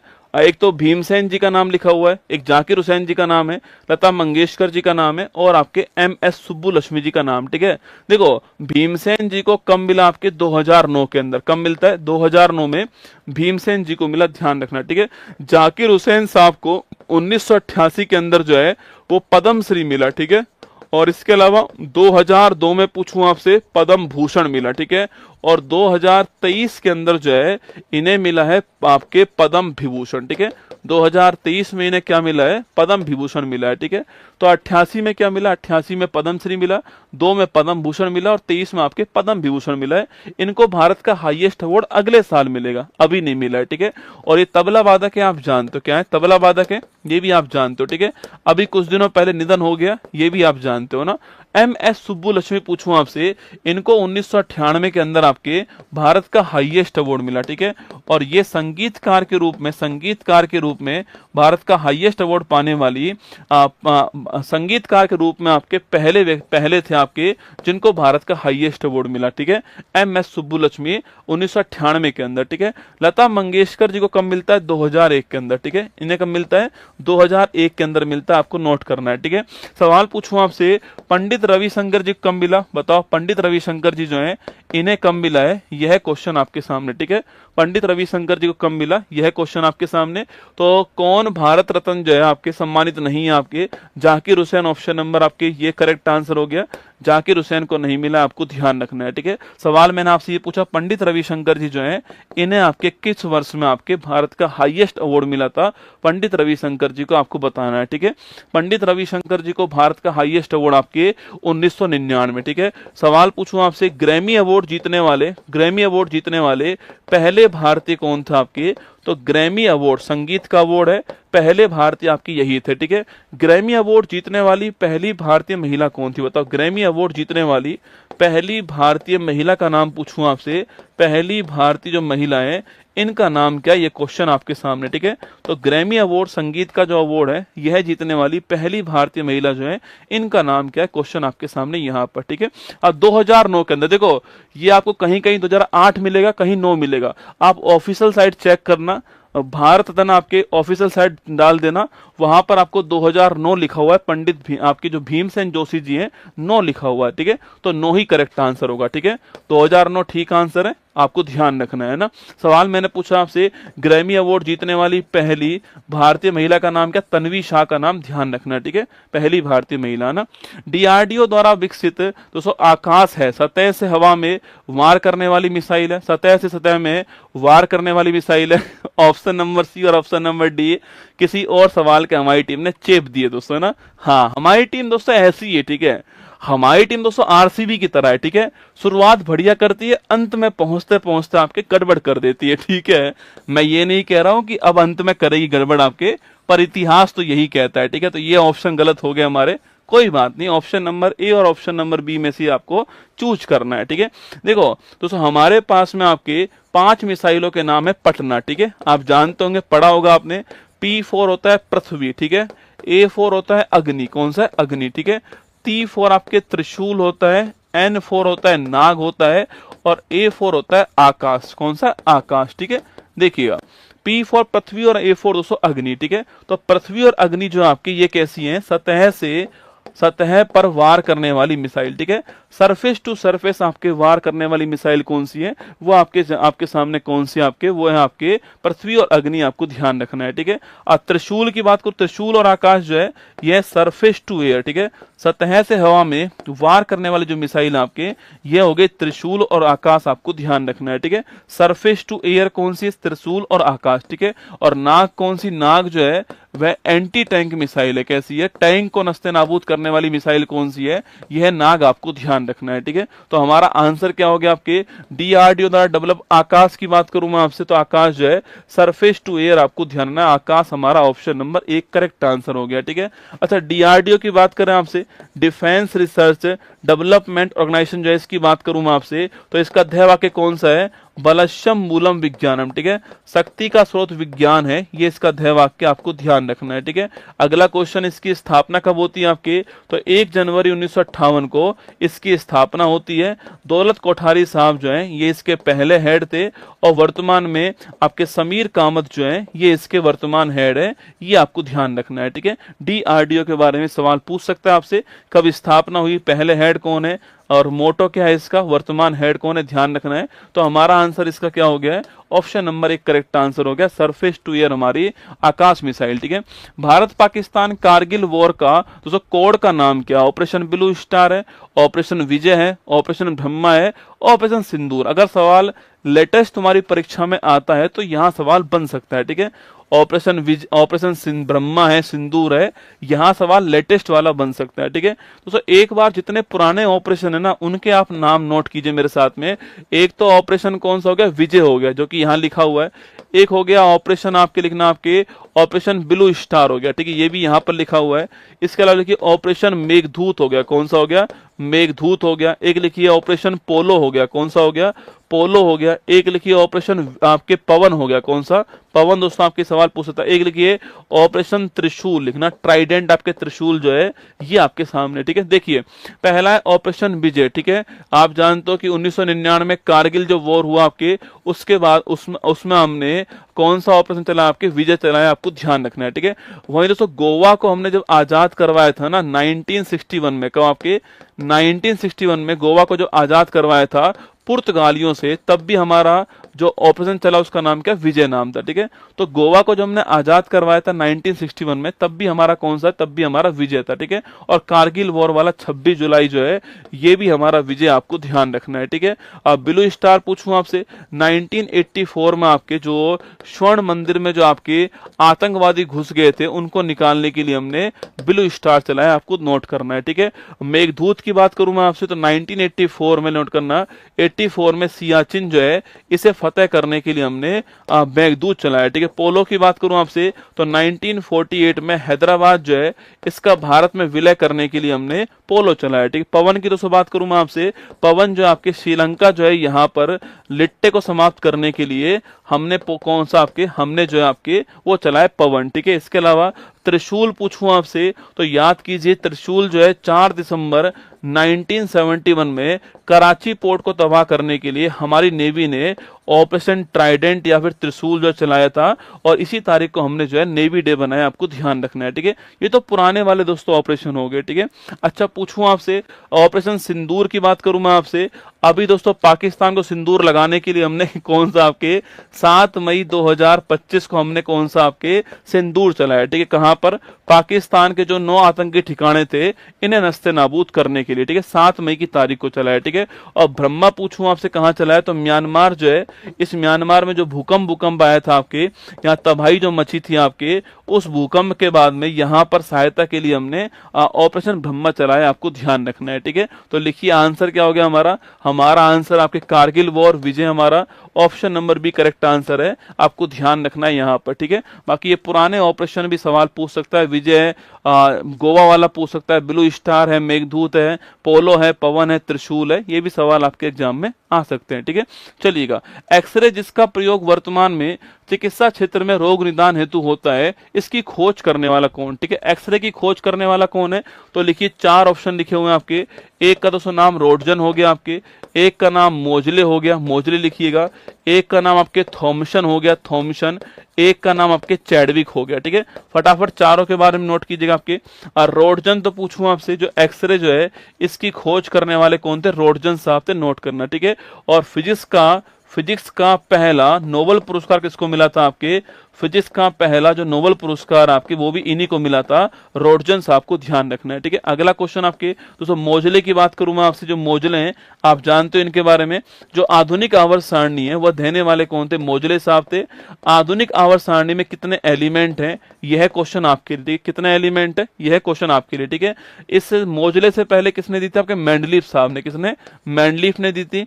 इनकी जो आवर्त सारणी थी आपके वो परमाणु भार जो है, एटॉमिक जो मास है इसके ऊपर डिपेंड थी। ठीक है, और जो इनकी आपके आवर्त सारणी है वो आपके परमाणु क्रमांक जेड जो है उसके ऊपर डिपेंड है। ठीक है, मैंने पूछा आपसे कितने एलिमेंट वर्तमान में हमारे आपके जो आवर्त सारणी उसमें 118 एलिमेंट है, आपको ध्यान रखना है। ठीक है, अगला क्वेश्चन आपके थॉमसन साहब की बात करूं मैं आपसे तो इलेक्ट्रॉन की खोज करने वाले थॉमसन थे। बाकी प्लम पुडिंग मॉडल आप जानते होंगे वो थॉमसन साहब का है। ठीक है, चैडविक पूछूं आपसे न्यूट्रॉन की खोज करने वाले कौन थे? चैडविक साहब थे। और गोल्डस्टीन की बात करूं मैं आपसे, गोल्डस्टीन जो नोट करना आपके, गोल्डस्टीन की बात करूं आपसे जो प्रोटॉन है इसकी खोज करने वाले गोल्डस्टीन थे। और नाभिक के ऊपर धनावेश होता है यह बताने वाले कौन था? आपके रदरफोर्ड जो है आपके, इन्होंने बताया नाभिक के ऊपर धनावेश होता आपके। और स्वर्ण पत्र मॉडल इनका याद होगा आपको यहाँ पर। और इसके अलावा डोल्टन जो है परमाणु सिद्धांत, ठीक है, एटॉमिक थ्योरी देने वाले कौन था? आपके डोल्टन साहब थे, आपको ध्यान रखना है। ठीक है, तो हमारा आंसर हो गया आपके रोटजन, हमारा आंसर हो गया ऑप्शन नंबर 2 करेक्ट आंसर। ध्यान रखिए Roentgen, Moseley, Thomson, Mendeleev, Chadwick, Goldstein, Rutherford, Dalton, ये केमिस्ट्री के महत्वपूर्ण नाम है, आपको मैंने एक सवाल के अंदर नोट करवा दिए। ठीक है, आगे देखिए भारत का सबसे प्राचीन उच्च न्यायालय कौन सा है? बंबई हाई कोर्ट है, मद्रास हाई कोर्ट है, इलाहाबाद हाई कोर्ट है या कलकत्ता दोस्तों हाई कोर्ट। ठीक है, 4 हाई कोर्ट लिखे हुए हैं, चारों की चारों हाई कोर्ट ही एग्जाम के लिए महत्वपूर्ण। ठीक है, देखो पहली बात तो हाई कोर्ट की बात करूं मैं आपसे तो भारत का जो पहला हाई कोर्ट है यह कौन सा लिखना आपके? तो भारत का पहला हाई कोर्ट था कलकत्ता हाई कोर्ट। कौन सा है? कलकत्ता हाई कोर्ट था। और लिखिएगा जुलाई आपके 2 जुलाई आपके 1862 में स्टार्ट हो गया। ठीक है, तो 1 जुलाई 1862 जो है ये कलकत्ता हाई कोर्ट स्टार्ट हो गया। ठीक है, देखिए सवाल पूछूं आपसे भारत में हाई कोर्ट की स्थापना के लिए अधिनियम कौन सा है? 1861 का गवर्नमेंट ऑफ इंडिया एक्ट। ठीक है, ये आपके अधिनियम आता है। 3 आपके हाई कोर्ट की स्थापना होनी थी, कलकत्ता हाई कोर्ट की, बॉम्बे हाई कोर्ट की, मद्रास हाई कोर्ट। ठीक है, इन 3 हाई कोर्ट की स्थापना अगले साल जो आपके हो जाती है। ठीक है, इन तीनों की स्थापना अगले साल होती है। इसमें सबसे पहले कौन सा हाई कोर्ट आता है? कलकत्ता हाई कोर्ट सबसे पहले आता है। ठीक है, तो 3 हाई कोर्ट की स्थापना 1861 के अधिनियम से भारत में होती है।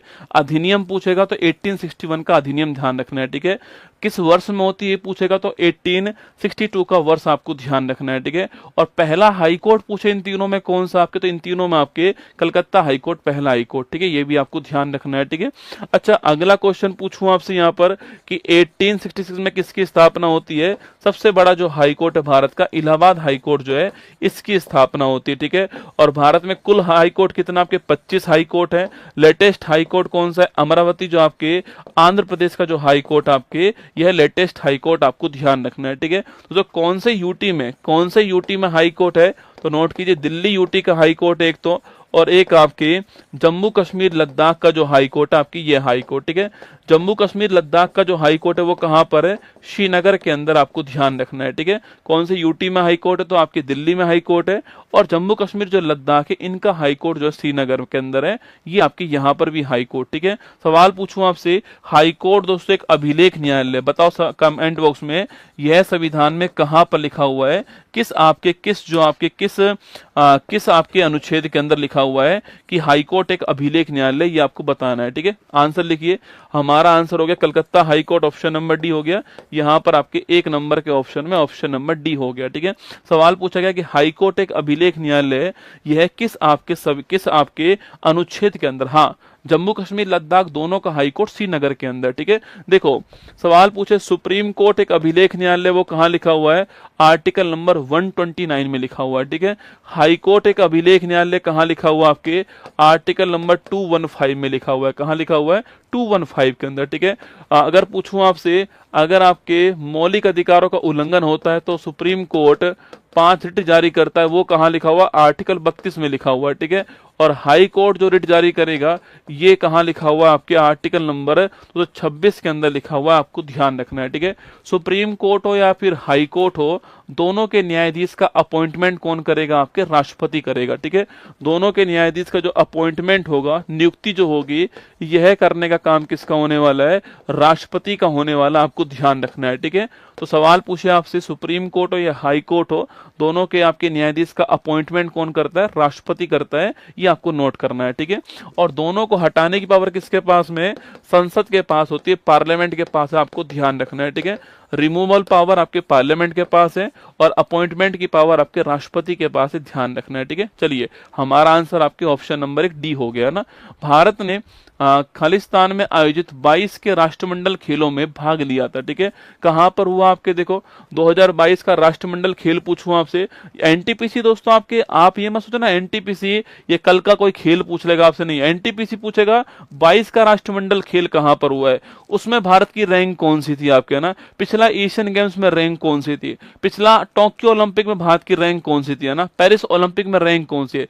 दोस्तों ये 2-3 साल पुराना चलता है। ठीक है, आपके एनटीपीसी जो है ना, अब देखो एनटीपीसी जो आपके वो कॉमनवेल्थ गेम्स पूछे आपसे, तो 1930 में आपके पहली बार कॉमनवेल्थ गेम्स कहाँ हुए थे? हैमिल्टन के अंदर। कहाँ हुए थे?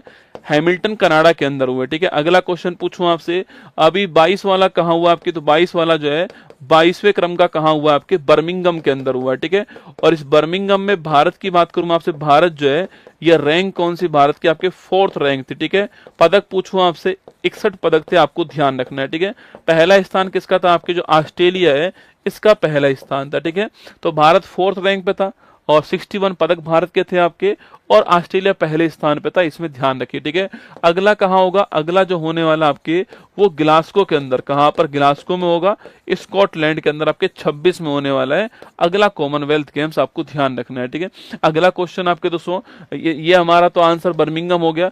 और नई दिल्ली की बात करूं मैं आपसे, तो 1951 में जो पहला एशियन गेम्स हुआ था ये कहाँ हुआ था आपके? तो ये आपके एशियन गेम्स आपके कहाँ हुआ था? दिल्ली के अंदर हुआ 1951 में। ठीक है, और 90 नंबर वाला आपके 1982 के अंदर वापस से कहाँ होता है? 90 नंबर वाला भी कहाँ पर? दिल्ली के अंदर होता है। ठीक है, और यहाँ पर एशियन गेम्स में हमारा अप्पू जो है आपके, अप्पू शुभंकर हमारा आया था, जो कि एक हाथी था और एशियन गेम्स का पहला शुभंकर था, आपको ध्यान रखना है। ठीक है, एशियन गेम्स अभी 19वां पूछू कहां पर हुआ आपके? ये आपके चीन के अंदर हुआ, होंगझा के अंदर। ठीक है, हवांगझो जो है यहां पर हुआ। ठीक है, और अगला जो पूछूं आपसे कहां पर होगा आपके?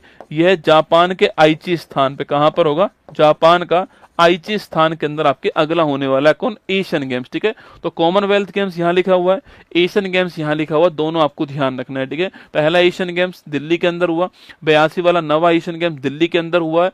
अप्पू शुभंकर नोट करना, आपके पहली बार शुभंकर आता है। 19वां चीन के अंदर आपके कहां पर हुआ? 19वां चीन के अंदर जो है आपके ये आपके जो है आपके होंगझाओ के अंदर हुआ, और 20वां आपके जापान में आइची नगोया स्थान पे होगा। ठीक है, ध्यान रखिए, और ये हमारा आंसर ऑप्शन नंबर 4 हमारा करेक्ट आंसर, सी हमारा ठीक आंसर। ठीक है, किस नदी की दोस्तों उत्पत्ति अमरकंटक से हुई है? ठीक है, कावेरी, कृष्णा, गोदावरी, दोस्तों नर्मदा। ठीक है, देखो आपके 4 नदियां दोस्तों लिखी हुई है यहाँ पर, हम 5 के बारे में लिखेंगे। ठीक है, देखो नर्मदा हो गई आपकी, इसके बाद लिखिए कौन सी होगी आपके? इसके बाद गोदावरी लिखिए, गोदावरी हो गई दोस्तों आपके, गोदावरी है। इसके अलावा लिखिए कृष्णा हो गई, कृष्णा आपके, एक दोस्तों कावेरी, कौन? कावेरी लिख दीजिए आप लोग जो है, हम इन 4 की बात करते हैं। ठीक है, देखो अगर पूछो इसकी उत्पत्ति कहाँ से हुई है? अमरकंटक से हुई है। कहाँ से हुई है? उत्पत्ति की अगर मैं बात की जाए आपसे कहाँ से हुई है, तो इसकी उत्पत्ति आपके अमरकंटक से हुई है। ठीक है, गोदावरी की दोस्तों उत्पत्ति कहाँ से हुई है आपके? ये आपके नासिक के पास में, जो नासिक है आपके पास, त्र्यंबक की जो पहाड़ी है नासिक के पास में, यहां से हुई है। ठीक है, अगला कृष्णा नदी की पूछूं आपसे, उत्पत्ति कहां से हुई है आपके? तो महाबलेश्वर। कहां से हुई है? महाबलेश्वर से हुई है आपके महाराष्ट्र में। ठीक है, और कावेरी की उत्पत्ति कहां से हुई है? ब्रह्मगिरी पहाड़ी से हुई है, और ब्रह्मगिरी पहाड़ी कहां पर? कर्नाटक के अंदर, आपको ध्यान रखना है। ठीक है दोस्तों, अगला क्वेश्चन देखिएगा ना, ये उत्पत्ति हो गई। ठीक है, सवाल पूछता है इनकी सहायक नदी कौन कौन? सवाल पूछेगा सहायक नदी के बारे में सवाल आपसे पूछ सकता है, ठीक है। तो इसकी जो सहायक दोस्तों नदी है आपकी, यहाँ तो सवाल नहीं बनेगा, यहाँ बनेगा सवाल आपकी गोदावरी जो है इसकी सहायक नदी का नाम पूछू कौन सा आपके, तो लिखना आपकी इसकी सहायक नदी का नाम से इंद्रावती हो गया। कौन सा? इंद्रावती पूछूं आपसे, इसी की आपके, इसके अलावा इंद्रावती के अलावा पूछूं आपसे इंद्रावती दोस्तों इसी की सहायक नदी आपके लिखना आपके। इसके अलावा लिखिए इंद्रावती के अलावा आपके, इसके अलावा पैन गंगा पूछूं आपसे, पैन गंगा और वैन गंगा पूछूं आपसे, सारी किसकी आपकी इसी की हैं, ये आपको ध्यान रखना है, ठीक है। इसके अलावा कृष्णा की बात करूं मैं आपसे, लिखना कृष्णा जो आपके इसमें कौन से हो गए आपके घाट प्रवाह माल प्रवाह, लिखना घाट प्रवाह हो गई, माल प्रवाह आपके माल प्रवाह है। तुंगभद्रा बड़ी फेमस नदी आपके तुंगभद्रा हो गई आपके। इसके अलावा मूसी नदी आपके, मूसी पूछ सकता है आपसे, जो मूसी नदी आपकी ये पूछ सकता है। इसमें लिखिए वर्धा आपके, वर्धा लिखना आपके। इसके अलावा मंजीरा लिखिए आपके, मंजीरा। तो वर्धा, मंजीरा, वैन गंगा, पैन गंगा, इंद्रावती किसकी आपके, ये गोदावरी की है, ठीक है। इसके अलावा घाट प्रवाह, माल प्रवाह, तुंगभद्रा, मूसी नदी आप जानते हो जो हैदराबाद है, इसी किनारे पर आपके भीमा नदी भी आपकी इसी की, ध्यान रखना, ठीक है। कावेरी पूछूं आपसे, हेमवती लिखना, हेमवती, काबिनी, हेमवती, काबिनी, और जो भवानी आपकी वो किसकी आपकी इसी की, ध्यान रखना, ठीक है। कावेरी नदी पूछूं आपसे दोस्तों, उतरते हुए मानसून से, नॉर्थ ईस्ट मानसून से लौटते हुए मानसून से बारिश करने वाली आपकी नदी को, लौटते हुए मानसून से पानी लेने वाली नदी कौन सी, कावेरी नदी आपको ध्यान रखना है, ठीक है। तो हमारा आंसर क्या हो गया आपके, अमरकंटक की पहाड़ी, ऑप्शन नंबर डी आंसर है। यहाँ पर आपके ऑप्शन नंबर 4 हो गया, ठीक है। सवाल आपसे चारों के बारे में कुछ भी पूछ सकता है, सहायक नदी के बारे में सवाल आपके पूछता है, ठीक है। अच्छा, एक सवाल दोस्तों और पूछूं आपसे यहाँ पर कि पोलावरम बांध कहाँ पर, लिखना आपके पोलावरम जो बांध आपके, पोलावरम जो बांध आपके वो कहाँ पर है, गोदावरी के ऊपर, ठीक है। सवाल पूछे आपसे यहाँ पर कृष्णा के बारे में पूछूं आपसे, लिखना आपके, तो कृष्णा नदी आपके अलमाटी बांध किसके ऊपर है, अलमाटी बांध जो है कृष्णा के ऊपर, लिखना आपके कर्नाटक के अंदर, ठीक है। और मैटूर बांध पूछूं कहाँ पर आपके, तो मैटूर बांध जो आपके ये तमिलनाडु के अंदर इसी के ऊपर, ठीक है। कृष्णराज सागर बांध पूछूं आपसे कहाँ पर है, यह भी इसी नदी के ऊपर आपके कर्नाटक के अंदर है, ये आपको ध्यान रखना है, ठीक है। ये सवाल भी आपसे आ सकते हैं एग्जाम में ना। श्रीलंका का दोस्तों, श्रीलंका की पहली महिला प्रधानमंत्री कौन है, श्रीलंका नहीं है, विश्व की भी पहली महिला प्रधानमंत्री, ठीक है। नाम क्या है इनका, इनका नाम आपके भंडार नायक है, ये ध्यान रखना आपको, भंडार नायक जो आपके ये विश्व की भी पहली महिला प्रधानमंत्री है, श्रीलंका की भी पहली महिला प्रधानमंत्री है, भंडार नायक। ऑप्शन नंबर 2 आपके ठीक आंसर है, थोड़ा बहुत ध्यान रखना इनका नाम, ठीक है। भंडार नायक का नाम नोट कर लीजिएगा, ये विश्व की भी पहली महिला प्रधानमंत्री है और आपके श्रीलंका की पहली महिला प्रधानमंत्री, ध्यान रखना, ठीक है। आगे देखिए, भारत के मुख्य न्यायाधीश, राष्ट्रपति और उपराष्ट्रपति के रूप में कार्य करने की उपलब्धि प्राप्त करने वाला महान राजनेता कौन है, न्यायमूर्ति एम हिदायतुल्ला, न्यायमूर्ति भगवती, न्यायमूर्ति एच.जे. कानिया और न्यायमूर्ति बी.आर. गवई। चारों ही नाम एग्जाम के लिए महत्वपूर्ण है, ठीक है। देखिए, सुप्रीम कोर्ट की दोस्तों बात करूं मैं आपसे, सुप्रीम कोर्ट ने अपना कार्य कब स्टार्ट किया था, 28 जनवरी 1950 को सुप्रीम कोर्ट ने अपना कार्य स्टार्ट करा, ठीक है। अगला क्वेश्चन आपके, जब इसकी शुरुआत हुई थी तो 1+7 जो है इसकी संरचना थी, ठीक है, जो कि आर्टिकल नंबर 124 में लिखी हुई है आपके, वही आपके 1+7, ठीक है। एक तो मुख्य न्यायाधीश और साथ क्या थे, अन्य न्यायाधीश थे, आपको ध्यान रखना है, ठीक है। अगला सवाल दोस्तों पूछूं आपसे कि सुप्रीम कोर्ट के जो पहले मुख्य न्यायाधीश थे उनका नाम क्या था, उनका नाम था जस्टिस एच.जे. कानिया जो है, ये इनका आपके पहले मुख्य न्यायाधीश का नाम ध्यान रखना है, ठीक है। दोस्तों इसके बाद में PIL के जनक कौन आपके सुप्रीम कोर्ट में, जो पब्लिक इंटरेस्ट लिटिगेशन होती है जिसको आप जनहित याचिका बोलते हो, इसके जनक कौन थे आपके, वो थे P.N. भगवती का नाम आपको ध्यान रखना है, ठीक है। Justice P.N. भगवती है ना। इसके बाद पूछूं आपसे, इसके बाद दोस्तों आपके ऐसे कौन से सुप्रीम कोर्ट के मुख्य न्यायाधीश रह चुके हैं आपके, जो कि राष्ट्रपति भी रह चुके हैं आपके, राष्ट्रपति, उपराष्ट्रपति और मुख्य न्यायाधीश, ठीक है। तो उपराष्ट्रपति, कार्यवाहक राष्ट्रपति, कार्यवाहक राष्ट्रपति और साथ में आपके मुख्य न्यायाधीश आपके नोट करना आपके, वह आपके जस्टिस एम हिदायतुल्ला, क्या नाम है, जस्टिस एम हिदायतुल्ला जो है आपके, ये इनका नाम है, ये आपको ध्यान रखना है, ठीक है। Justice M Hidayatullah. अच्छा, अभी वर्तमान में कौन आपके, तो 52वें नंबर के कौन आपके, जस्टिस बी.आर. गवई जो है, ये आपके 52 नंबर के हैं आपके भूषण राम कृष्णन गवई, ठीक है। 51वें नंबर के कौन से लिखना आपके, जस्टिस संजीव खन्ना जो है, इनसे पहले थे, ये भी आपको ध्यान रखना है, ठीक है। 51 नंबर भी ध्यान रखना, जस्टिस संजीव खन्ना जी इनसे पहले थे आपके। अभी वर्तमान में कौन है, जस्टिस वी.आर. गवई जी वर्तमान में आपको ध्यान रखना है, ठीक है। तो हमारा आंसर क्या हो गया, हमारा आंसर जो है ऑप्शन नंबर 1 हो गया। यहाँ पर हमारा आंसर ऑप्शन नंबर 2 दोस्तों ना।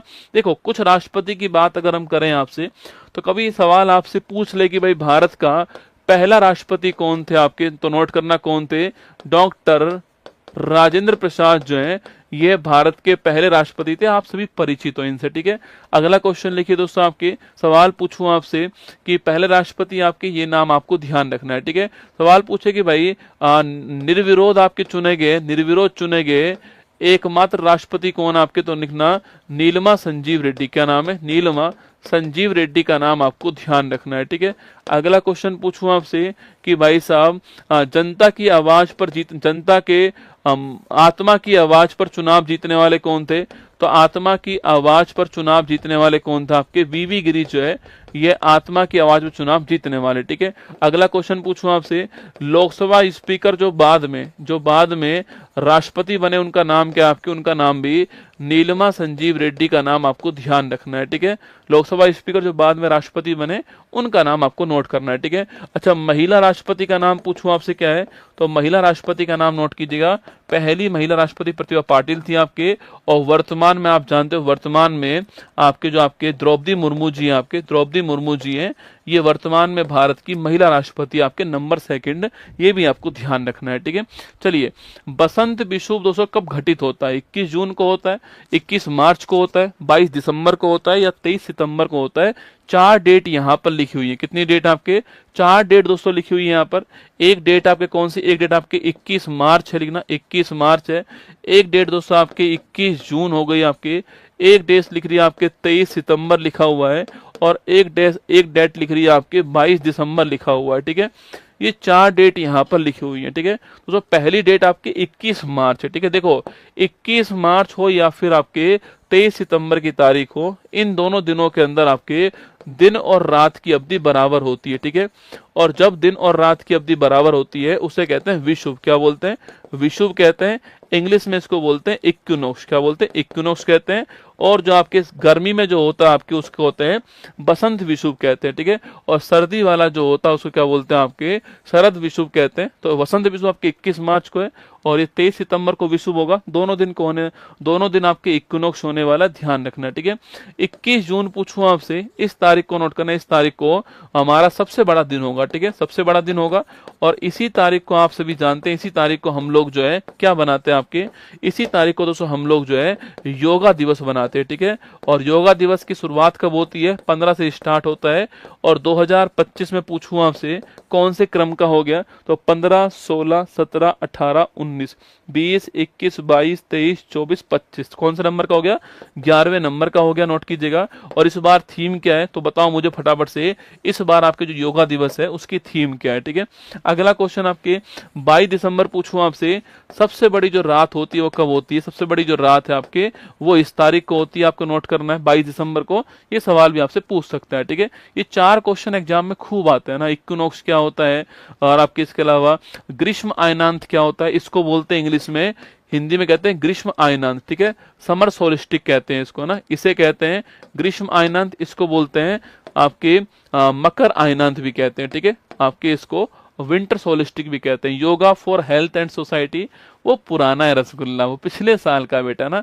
24 का कौन सा, 24 का पूछूं आपसे, तो 24 का था yoga for health and society, ठीक है। Yoga for health and society जो है वो 24 का है, ठीक है। इस बार आपके पूछूं कौन सा, आपके किसी को भी नहीं पता, योगा फॉर वन अर्थ आपके है ना, क्या है आपके, तो लिखिए 25 का कौन सा आपके, योगा फॉर वन अर्थ आपके, योगा फॉर वन अर्थ जो है आपके ये कौन सा आपके 25 का है, ठीक है। तो 24 का पूछूं आपसे, yoga for health and society 24 का है, पिछले साल का है, ठीक है। 25 का योगा फॉर वन अर्थ आपके 25 का है, yoga for one earth one health, ठीक है। Yoga for one earth one health जो है ये 25 का है। चलिए आगे बढ़ते हैं। इकोटोन का दोस्तों क्या अर्थ होता है, ठीक है। इकोटोन वह क्षेत्र है जहां 2 जैव मंडल मिलते हैं, यह प्रजातियों के लिए न्यूनतम उत्तरजीविता वाला क्षेत्र है, यह सीमित वनस्पति और जीव जंतु वाला क्षेत्र है, ये अधिक जैव संहति उत्पादन वाला एक क्षेत्र है। ठीक है, अब देखो सवाल ऐसा भी पूछ सकता है आपसे ना, मैं हर तरीके का सवाल लेकर आया हूँ। ठीक है, अभी स्टैटिक वाला पोर्शन बचा हुआ है। ठीक है, अभी एक आध क्वेश्चन बाद में प्योर स्टैटिक आने वाला है। ठीक है, तो बताओ इकोटोन का मतलब पूछूं आपसे, इकोटोन दोस्तों मतलब क्या है? क्वेश्चन बताओ, इकोटोन जो है इसका दोस्तों मतलब क्या होता है? हो सकता है आपने आज तक ये वर्ड सुना ही नहीं हो। ठीक है, इकोटोन आपने दोस्तों वर्ड ही ना सुना हो आज तक। ठीक है, देखो दोस्तों यहाँ पर आपके ये आपके एक इकोसिस्टम हो गया। ठीक है, और ये आपके दूसरा जो है इकोसिस्टम हो गया। ठीक है, ये एक इकोसिस्टम हो गया आपके, और ये आपके इकोसिस्टम में दो हो गया। दोस्तों इनका जो कॉमन क्षेत्र जो होगा ना आपके, ये जो इसका कॉमन जो एरिया होगा इसे बोलते हैं क्या? इसे बोलते हैं इकोटोन। क्या बोलते हैं? इकोटोन कहते हैं। ठीक है, तो दो इकोसिस्टम का जो कॉमन एरिया होता है इसे बोलते हैं इकोटोन। ये डायग्राम आपके दिमाग में होना चाहिए। दो इकोसिस्टम का जो कॉमन एरिया होता है उसको बोलते हैं इकोटोन। ठीक है, सवाल देखो, इकोटोन वह क्षेत्र जहां दो जैव मंडल मिलते हैं आपके, वो यही होगा इकोटोन आपके। तो ऑप्शन नंबर 4 हमारा ठीक आंसर हो गया। ठीक है, अच्छा दोस्तों इकोसिस्टम जो है आपके, इकोसिस्टम जो है अगर मैं इसकी बात करूं मैं आपसे, यह वर्ड देने वाले कौन था? आपके टेंसले साहब। ठीक है, और जो इकोलॉजी वर्ड आपके, इकोलॉजी जो वर्ड है यह देने वाले कौन था? आपके अर्नेस्ट हैकर। कौन थे? अर्नेस्ट हैकर जो है ये आपके इकोलॉजी वर्ड पूछूं आपसे, अर्नेस्ट हैकर हो गया, और इकोसिस्टम वर्ड टेंसले हो गया, इकोटोन भी आपको ध्यान रखना है। ठीक है, चलिए आगे बढ़िएगा। क्वेश्चन नंबर 24 देखिए, खालिस्तान ने 1 दिसंबर 15 को फ्रांस के पेरिस में आयोजित कॉन्फ्रेंस ऑफ पार्टी COP 21 जलवायु सम्मेलन में संयुक्त राष्ट्र से अंतर्राष्ट्रीय सौर संधि का लॉन्च किया। ठीक है, वह दो देश कौन से? देखो COP 21 कब हुआ आपके? ये आपके 15 के अंदर हुआ। ठीक है, यहाँ पर इंटरनेशनल सोलर अलायंस स्थापित हुआ था, और इंडिया और फ्रांस ने मिलकर स्थापित किया था, और इसका मुख्यालय कहाँ पर है? गुरुग्राम में इसका मुख्यालय, आप जानते हो। ठीक है, ये तो परिचित दोस्तों आप इससे। अच्छा अभी पूछो COP 29 कहाँ हुआ है? COP 28 भी नोट करो आप, COP 29 भी नोट कर लो। ठीक है, COP 28 पूछो कहाँ पर हुआ? आपके UAE के अंदर हुआ है। ठीक है, और COP 29 कहाँ हुआ है? बाकू अजरबैजान में। कहाँ हुआ है? बाकू अजरबैजान के अंदर COP आपके 29 हुआ है। सवाल पूछे COP 27 कहाँ हुआ है? शर्म अल शेख। देखो मैं फिर कह रहा हूँ, आपके जो NTPC है उसमें सवाल जो है 24 का पूछ सकता है, 23 वाला पूछ सकता है। ठीक है, NTPC का करंट अफेयर्स लेटेस्ट नहीं होता है, पुराना ही पूछता है वो आपसे ना। 27 वाला शर्मल शेख आपके मिस्र में हुआ था, और 28 वाला आपके UAE में हुआ है, 29 वाला आपके बाकू अजरबैजान में हुआ है। ठीक है, सवाल का आंसर ऑप्शन नंबर बी हो गया, और ये आपके हमारा ऑप्शन नंबर 1 हमारा करेक्ट आंसर यहाँ पर हो गया। ठीक है, क्वेश्चन नंबर 25 देखिए, अपनी समृद्ध सांस्कृतिक विरासत के लिए प्रसिद्ध भारत का पहला यूनेस्को साहित्य का शहर जो है निम्नलिखित में से कौन सा है? लखनऊ है, जयपुर है, भोपाल है, कोझिकोड। दोस्तों ना देखो यूनेस्को जो है आपके, यूनेस्को जो है इसका मुख्यालय पेरिस में, आप जानती हो। यूनेस्को का जो आपके अभी हाल ही में साहित्य का शहर जो है किसे घोषित कर दिया? आपके कोझिकोड। किसे कर दिया है? कोझिकोड को साहित्य का शहर घोषित किया, आपको ध्यान रखना है। ठीक है, कोझिकोड कहाँ पर है? केरल के अंदर कोझिकोड हो गया दोस्तों ना। इसी कोझिकोड की बात करूं आपसे, यहीं पर आपके भारत का मसाला अनुसंधान केंद्र कहाँ पर है? भारत का मसाला अनुसंधान जो केंद्र आपके, यह भी कोझिकोड के अंदर आपको ध्यान रखना है। ठीक है, तो हमारा आंसर क्या होगा? हमारा आंसर आपके कोझिकोड ऑप्शन नंबर 4 हमारा आंसर है। थोड़ा परीक्षा में पूछ सकता है, इसके लिए तैयार रहना है। ठीक है, अच्छा संगीत का शहर पूछूं आपसे, किसे घोषित करा? आपके जो ग्वालियर जो है ना, ग्वालियर जो है इसको संगीत का शहर घोषित करा है। ठीक है, और वेटलैंड शहर पूछूं आपसे, वेटलैंड शहर किसे घोषित कर दिया आपके? तो आपके वेटलैंड शहर में राजस्थान का उदयपुर और मध्य प्रदेश का इंदौर दो शामिल हो गए। ठीक है, तो साहित्य का शहर कौन सा? साहित्य का शहर आपके कोझिकोड हो गया। ठीक है, संगीत का शहर ग्वालियर हो गया ना। वेटलैंड शहर पूछूं आपसे, उदयपुर और इंदौर आपके वेटलैंड शहर हो गए, ध्यान रखिएगा। ठीक है, आगे देखिए नेक्स्ट क्वेश्चन, अक्टूबर 24 तक प्राप्त जानकारी के अनुसार भारत में कितने यूनेस्को विश्व धरोहर स्थल हैं? ठीक है, अच्छा भारत में वर्तमान में कितने यूनेस्को वर्ल्ड हेरिटेज है? हमें हमारे पास वर्तमान में 43 है। ठीक है, जानते हो आप 35 तो इसमें कैसे आपके 35 तो इसमें सांस्कृतिक हैं, इसके अलावा 7 जो है आपके वो कैसे आपके प्राकृतिक हैं, और एक रसगुल्ला मिक्स है। ठीक है, एक जो आपके मिक्स है, ये आपको ध्यान रखना है। ठीक है, तो 35 + 7 + 1 आपको ध्यान रखना है। ठीक है, तो अगला क्वेश्चन पूछूं आपसे, आपसे पिछले वाले जो 4-5 है वो नाम पूछ सकता है आपसे। ठीक है, जैसे कि 39वां कौन सा है? 40वां कौन सा है, 41वां कौन सा है, 42वां कौन सा है और 43वां कौन सा है। ठीक है, देखो 39वां कौन सा हो गया, रामप्पा मंदिर जो तेलंगाना है ये 39 हो गया। ठीक है, तेलंगाना का जो रामप्पा मंदिर है ये आपका 39 हो गया ना।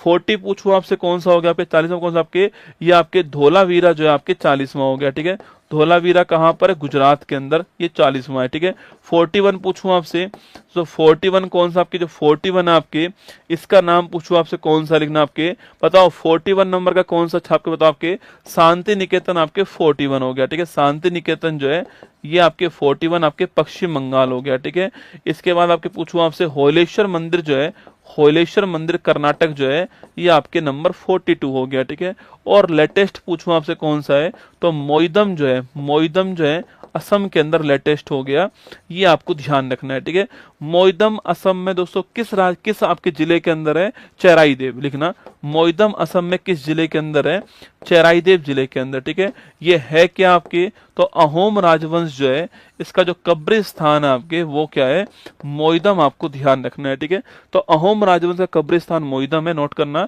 अहोम राजवंश जो है इसके बड़े फेमस सेनापति कौन है, लचित बोरफुकन, नाम सुना होगा आपने, लचित बोरफुकन जो है ये इनके बड़े फेमस सेनापति हैं।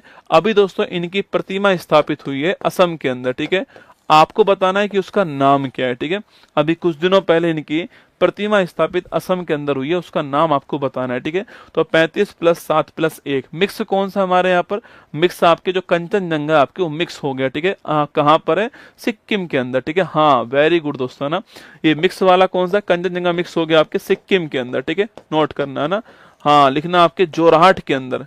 अच्छा, इसका नाम क्या, आपकी प्रतिमा का नाम क्या, आपके जोरहाट के अंदर तो है पर उसका नाम क्या है, statue of Vellore, very good लिखना, स्टैचू ऑफ वेल्लोर जो है ये इसका नाम है, ये आपको ध्यान रखना है। ठीक है, हमारा आंसर आपके ऑप्शन नंबर 4 हमारा दोस्तों आंसर था। अच्छा, सवाल पूछूं पहले स्थान पे कौन आपके, तो पहले स्थान पे इटली है। ठीक है, पहले स्थान पे इटली है। सवाल पूछे कि भारत कौन से स्थान पर है, भारत कौन से स्थान पे, सवाल पूछ सकता है। यूनेस्को की जो बैठक है रसगुल्ला, जो बैठक है यह 24 में कहाँ हुई थी और 25 में कहाँ हुई है। ठीक है, देखो 24 में आपकी दिल्ली के अंदर हुई थी आपके, और जो 25 है आपकी यहाँ पर बुल्गारिया में सोफिया में हुई है। ठीक है, जो बुल्गारिया है आपकी यहाँ पर सोफिया जो उसकी राजधानी वहां पर हुई है। ठीक है, पहले स्थान पे इटली है। भारत कौन से स्थान पर है, इटली में 60 है, आप जानते हो। भारत की रैंक पूछूं आपसे, भारत कौन से स्थान पर आपके, तो भारत की रैंक आपके 6ठी रैंक है। ठीक है, ये भी आपको ध्यान रखना है ना। चलिए आगे बढ़ते हैं। 27वां नंबर आपकी, यूनेस्को द्वारा निम्न में से भारत के किस शहर को पहला विश्व विरासत शहर घोषित किया। ठीक है, अभी तक 2 शहर भारत के वर्ल्ड हेरिटेज सिटी के रूप में आपके, पहला शहर आपके अहमदाबाद, कौन सा, अहमदाबाद है और 17 में शामिल हुआ। ठीक है, सेकंड शहर जयपुर हो गया आपके और ये 19 में शामिल हुआ। ठीक है, तो पहला शहर अहमदाबाद है और सेकंड शहर आपके क्या, सेकंड शहर जो आपके जयपुर है, ध्यान रखना है। ठीक है, तो पहला शहर अहमदाबाद है और सेकंड शहर आपके जयपुर है, तो पहला शहर अहमदाबाद, ऑप्शन नंबर 2 आपका ठीक आंसर हो गया। ठीक है, निम्नलिखित में से कौन यूनेस्को द्वारा मान्यता प्राप्त नृत्य शैली है, दलखई है, गिद्दा है, भांगड़ा है, कालबेलिया है दोस्तों ना। देखो आपके यूनेस्को की पूछूं आपसे एक सूची कौन सी है, अमूर्त धरोहर सूची है, इंटेंजिबल साइट की सूची है। ठीक है, और जो अमूर्त धरोहर है आपकी इसमें भारत के कुल 15 शामिल है। ठीक है, लेटेस्ट आपके गरबा डांस शामिल हुआ है, गुजरात वाड़ा आप जानते हो। ठीक है, इससे पहले आपके नंबर 14 आपके शामिल हुआ, कौन सा आपके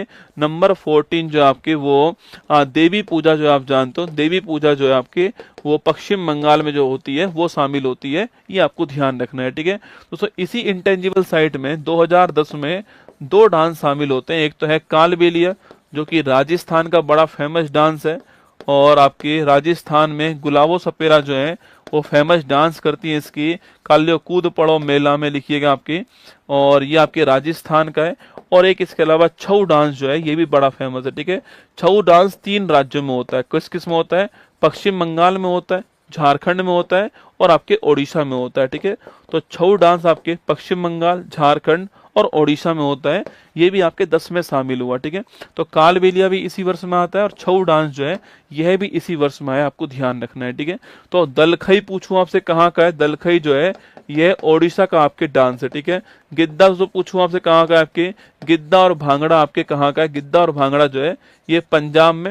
हाँ, गिद्दा दोस्तों महिलाएं करती है ना, गिद्दा आपकी महिलाएं करती है, आपने सुना होगा, ठीक है। भांगड़ा भी आपके आपके जो है ये आपके सिख समुदाय के लोग करते हैं, ठीक है। हमारा आंसर ऑप्शन नंबर 4 हमारा करेक्ट आंसर है, कालबेलिया आपका ठीक आंसर, ठीक है। अक्टूबर 24 में भारत की क्लासिकल भाषा का दर्जा निम्नलिखित में से किस भारतीय भाषा को दिया गया है, ठीक है। क्लासिकल लैंग्वेज की दोस्तों बात करते हैं, ठीक है। अभी वर्तमान में हमारे पास कुल कितनी क्लासिकल लैंग्वेज दोस्तों आपके 11, ठीक है। बड़ा ही महत्वपूर्ण सवाल है, 11 हमारे पास में शास्त्रीय भाषाएं वर्तमान में है, ठीक है।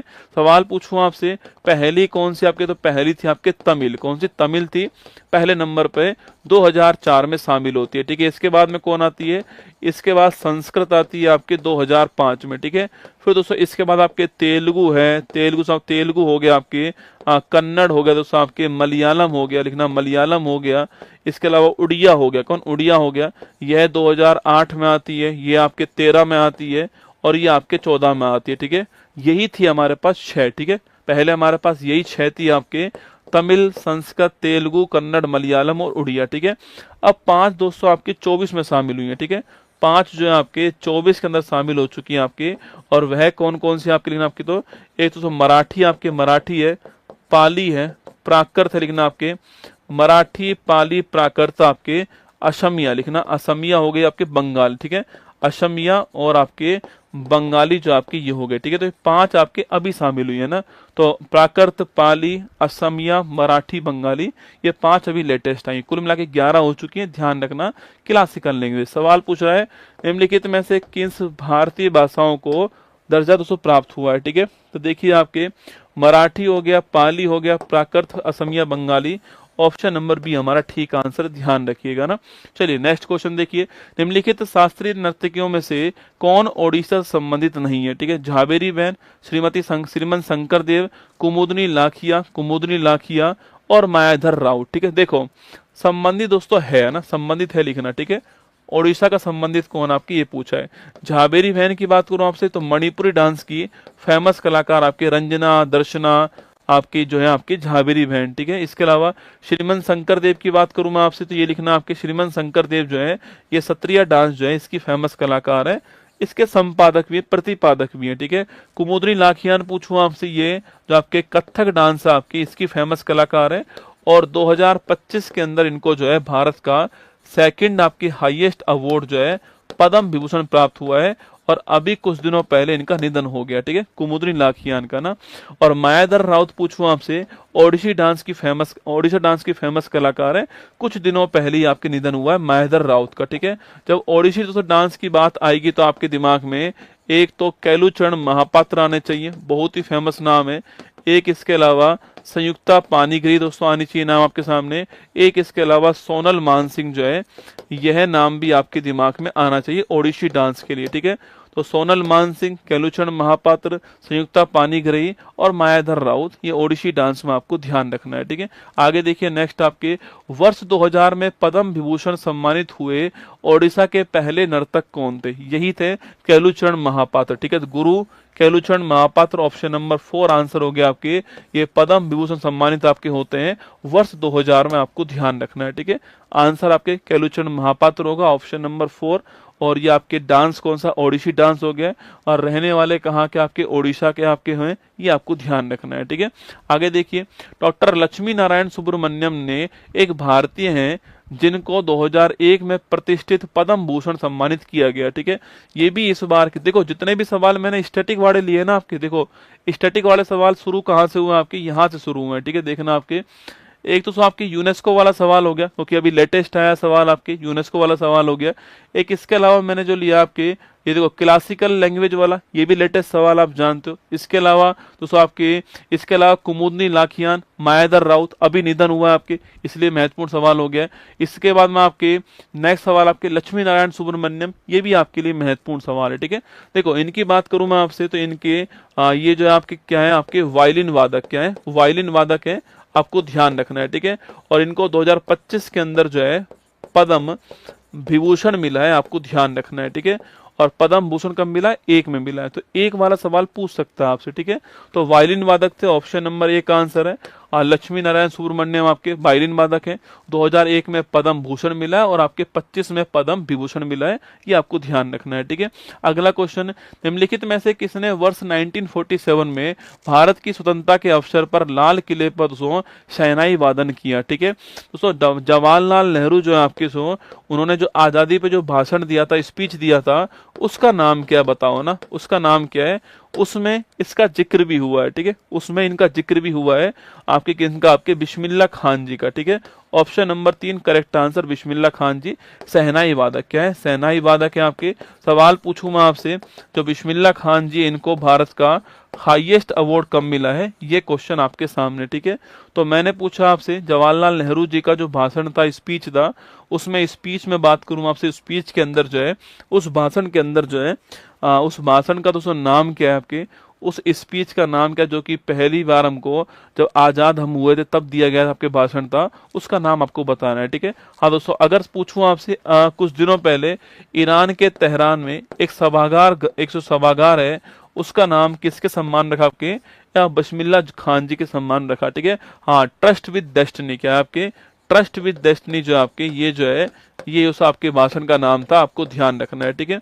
हाँ, ये उस भाषण का नाम आपको ध्यान रखना है ना। सन 2001 में इनको भारत का हाईएस्ट अवार्ड मिला है, ये भी आप नोट कीजिए, ठीक है। चलिए नेक्स्ट क्वेश्चन आपके लिए 34 नंबर, निम्नलिखित में से किस भारतीय संगीतकार को मल्लिका ए गजल कहते हैं? ठीक है, सवाल सीधा पूछेगा आपसे, मल्लिका ए गजल कौन है? ठीक है, तो मल्लिका ए गजल जो है वो बेगम अख्तर, आपके ऑप्शन नंबर 2 आंसर। सवाल सीधा आएगा, मल्लिका ए गजल कौन है? बेगम अख्तर, ऑप्शन नंबर 2 ठीक आंसर है, ठीक है। मल्लिका ए गजल, बेगम अख्तर, ऑप्शन नंबर 2 ध्यान रखना, ठीक है। निम्नलिखित में से कौन भारत रत्न सम्मानित होने वाले पहले संगीतकार थे? ठीक है, मैंने आपसे अभी कहा था एमएस सुब्बुलक्ष्मी, नोट करना आपके 1998 के अंदर इनको जो है भारत का हाईएस्ट अवार्ड मिला, आपको ध्यान रखना है, ठीक है। ऑप्शन नंबर 4 आपके ठीक आंसर है, सुब्बुलक्ष्मी, ठीक है। इसके बाद में 1999 पूछूं आपसे, पंडित रविशंकर जी को मिलता है, ठीक है। इसके बाद में 2001 पूछूं आपसे, लता मंगेशकर और आपके बिस्मिल्लाह खान जी को मिलता है, ठीक है। और इसके बाद 2009 पूछूं आपसे, भीमसेन जोशी जी को मिलता है ना। ये सारे के सारे नाम आपको नोट करना है, ठीक है। 19 पूछूं आपसे, किसको मिलता है? भूपेन हजारिका, ठीक है। इसे आप जानते हो, आपके भूपेन हजारिका जो है आपके, इनको मिलता है 19 का, आपको ध्यान रखना है, ठीक है। तो ये 4-5 आपके भारत के हाईएस्ट अवार्ड पूछ सकता है एग्जाम के अंदर, ठीक है। ऑप्शन नंबर 4 हमारा ठीक आंसर हो गया ना। निम्नलिखित में से किसे भारत में कर्नाटक संगीत का जनक कहते हैं? आपके पुरंदर दास जी को। किसे बोलते हैं? पुरंदर दास जी को भारत में जो कर्नाटक संगीत है उसका जनक कहते हैं, option number B correct answer, ठीक है। तो पुरंदर दास आपका ठीक आंसर हो गया ना। प्रसिद्ध वादक पंडित राम नारायण निम्नलिखित में से किस वाद्य यंत्र से संबंधित हैं दोस्तों ना? देखो, ये पंडित जो राम नारायण जी है ना, आपके पंडित जो राम नारायण है, हाँ, भीमसेन जोशी घराना कौन सा आपके 2008 नहीं करना है, 2009 ही करना है। ऑफिशियल साइट पे 2009 दिया हुआ है। आपके किराना घराना कौन सा है? किराना जो घराना है आपके, इससे संबंधित आपको ध्यान है, ठीक है। अच्छा, इस किराना घराना के संस्थापक कौन थे? बताओ आप कमेंट बॉक्स में। जो किराना जो घराना है, इसके संस्थापक कौन थे आपको बताना है, ठीक है। देखो, पंडित राम नारायण जो है आपके, इनका हाल ही में निधन हुआ है, ठीक है। हाल ही में निधन हुआ है। 2005 में इनको पद्म विभूषण मिला था, ठीक है। 2005 में इनको भारत का सेकंड हाईएस्ट अवार्ड जो है वो प्राप्त हुआ था आपके। और ये पूछूं आपसे, किसके वादक है? आपके सारंगी वादक है, ऑप्शन नंबर 1 का आंसर, ठीक है। तो पंडित राम नारायण जी निधन हुआ है अभी हाल ही में, सारंगी वादक है। और 2005 में इनको जो है पद्म विभूषण प्राप्त हुआ था, ठीक है। अच्छा, सवाल पूछूं आपसे, भीमसेन जोशी जो आपके संस्थापक, पूछूं आपसे किराना घराना जो आपके, अब्दुल करीम कौन है? अब्दुल करीम खान जो है ये संस्थापक है, आपको ध्यान रखना है किसके? किराना घराना के संस्थापक, ठीक है। आगे बढ़िएगा, भारत के निम्नलिखित में से किस राज्य में मुख्य रूप से होजागिरी दोस्तों डांस होता है? ठीक है, देखो दोस्तों, हिमाचल प्रदेश पूछूं आपसे, दोस्तों नट डांस पूछूं आपसे, कहां पर? यहीं पर, ठीक है। थोड़ा पूछूं आपसे, ये भी यहीं पर होता है, ठीक है। छम डांस पूछूं आपसे, ये भी यहीं पर होता है, ठीक है। छपेली पूछूं आपसे, ये भी यहीं पर होगा, ठीक है, ध्यान रखना है ना, ये यहीं पर होंगे ना। त्रिपुरा पूछूं आपसे, तो होजागिरी कहाँ? आपके होजागिरी त्रिपुरा के अंदर, ठीक है। इसके अलावा दोस्तों आपके होजागिरी, आपके गरिया पूजा पूछूं आपसे, त्रिपुरा के अंदर, ठीक है। गरिया पूजा त्रिपुरा के अंदर। खैर पूजा पूछूं आपसे तो कैर पूजा भी त्रिपुरा के अंदर आपको ध्यान रखना है, ठीक है। महाराष्ट्र की बात करें आपसे तो लिखिए लावणी, लावणी, लेझिम, लावणी, लेझिम, तमाशा, तमाशा, ये कहाँ पर आपके महाराष्ट्र के अंदर। ठीक, केरल पूछूं आपसे थय्यम डांस है ना, थय्यम डांस आपके, थय्यम डांस हो गया। कथकली डांस पूछूं आपसे कहाँ पर है, मोहिनी अट्टम डांस कहाँ पर आपके, ये आपके जो है केरल के अंदर ध्यान रखना है, ठीक है। तो हमारा answer option number 2, option number B correct answer, Tripura ठीक आंसर है। तो होजागिरी, गरिया पूजा, कैर पूजा आपके ये त्रिपुरा में होती है, ऑप्शन नंबर बी आंसर, ठीक है। गोटी पुआ किस राज्य का दोस्तों एक नृत्य है, ठीक है। तो गोटी पुआ पूछूं आपसे तो गोटी पुआ, गोटी पुआ, दल खई, ठीक है, गोटी पुआ, दल खई और आपके इसके अलावा आपके घूमरा, ठीक है। देखो घूमर डांस कहाँ का है, घूमर डांस जो है ये राजस्थान का है, ठीक है। और घूमरा कहाँ का है आपके, ये ओडिशा का। पेपर में सवाल पूछेगा घूमरा डांस कहाँ का है, ऑप्शन नंबर दोस्तों 1 कौन सा आने वाला, ऑप्शन नंबर 1 आने वाला राजस्थान, और हमें लगेगा राजस्थान ही करेक्ट आंसर, ठीक है। घूमरा डांस कहाँ का है, ओडिशा का आपके, और घूमर डांस कहाँ का है दोस्तों, राजस्थान। दोनों आपको ध्यान रखना है, ठीक है। घूमरा डांस गुरुजी याद तो नहीं होगा हमको दोस्तों, बड़ा आसान दोस्तों ना। अरे वो फिल्म दोस्तों जिसमें आपके वो घाघरा चोली दोस्तों मांगता है कौन आपके, वो अरे दोस्तों वो छोटू भैया अपने है ना, क्या नाम उनका, वो घाघरा चोली दोस्तों मांगते हैं ना, याद है आपको, तड़ोबा अंधेरी, अरे वो राष्ट्रीय उद्यान है, ठीक है, टाइगर रिजर्व है ना। घाघरा चोली दोस्तों मांगते हैं ना आपके वो राजपाल यादव, ठीक है। तो घाघरा चोली मांगता है, ठीक है। तो घाघरा चोली जो आपके वो एक डिश है, क्या है, जो घाघरा चोली आपके वो एक डिश है, ठीक है। तो घूमरा जो है आपके, घूमरा जो है आपके कहाँ का आपके, ये डिश का मतलब हो गया ओडिशा, क्या हो गया, ओडिशा हो गया, आपको ध्यान रखना है, ठीक है। तो पुआ क्या आपके, पुआ भी एक डिश है, ठीक है, और दाल भी क्या है, डिश है, ठीक है। पुआ भी डिश है, दाल भी डिश है, और घूंघरा भी डिश है ना, ऐसे दिमाग रहेगा, ठीक है। डिश आपके है ना, डिश, पुआ भी डिश है, दाल भी डिश है, और घूमरा भी डिश है। तो डिश से आप जो है वो ओडिशा ध्यान रख लेना, ठीक है। चलिए दोस्तों उत्तर प्रदेश की बात करें आपसे, उत्तर प्रदेश बिहार, अभी आप ऑप्शन नंबर 4 लगाइए। लाई हरोबा कहाँ का आपके, लाई हरोबा नोट करना आपके मणिपुर का, ठीक है। लाई हरोबा मणिपुर आपको ध्यान रखना है, ठीक है। चलिए ये हमारी पहली क्लास आपकी समाप्त हो गई। आप सुन लीजिए जो करंट अफेयर्स की बात मैंने की आपसे, देखो 25 का करंट अफेयर्स तो मैं पढ़ा दूंगा आपको, ठीक है। जो 25 वाला करंट अफेयर्स है वो तो मैं आपको पढ़ा दूंगा अंतिम 2 क्लास के अंदर, ठीक है। 24 वाला जो करंट अफेयर्स है वो आपको बुक से पढ़ना है, ठीक है।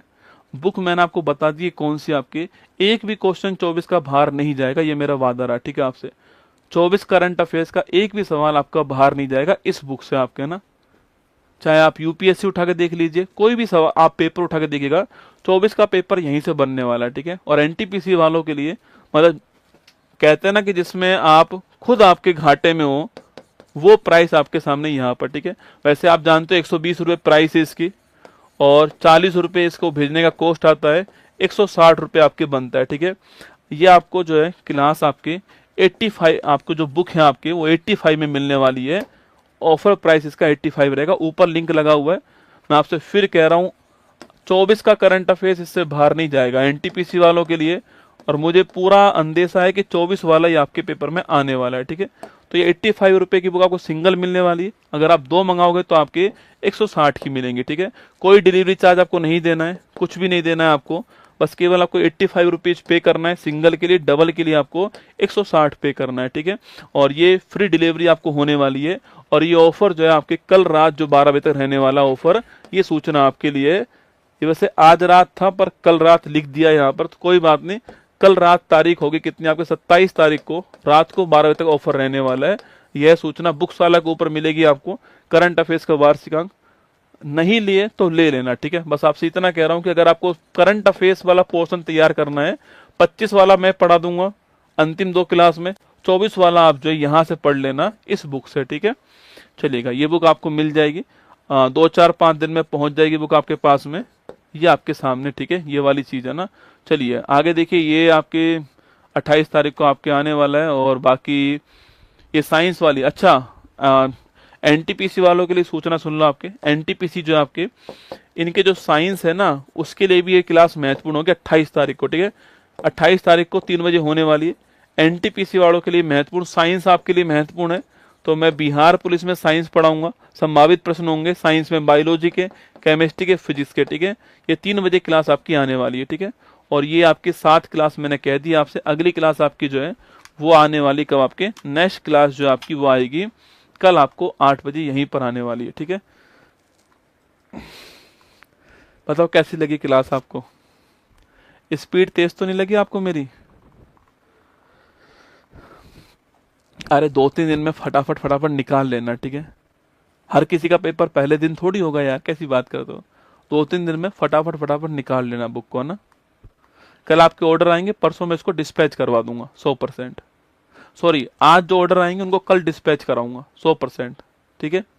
कल जो आएंगे उनको परसों डिस्पैच करा दूंगा, तुरंत डिस्पैच कराऊंगा, ठीक है। आपके पास जो है तो हर किसी के पहले दिन तो पेपर नहीं आएगा, सबका पहले दिन ही आ जाएगा, बाद में भी आएगा, तब आप देख लेना, ठीक है। बाकी तो मैंने आपको पढ़ा दिया है।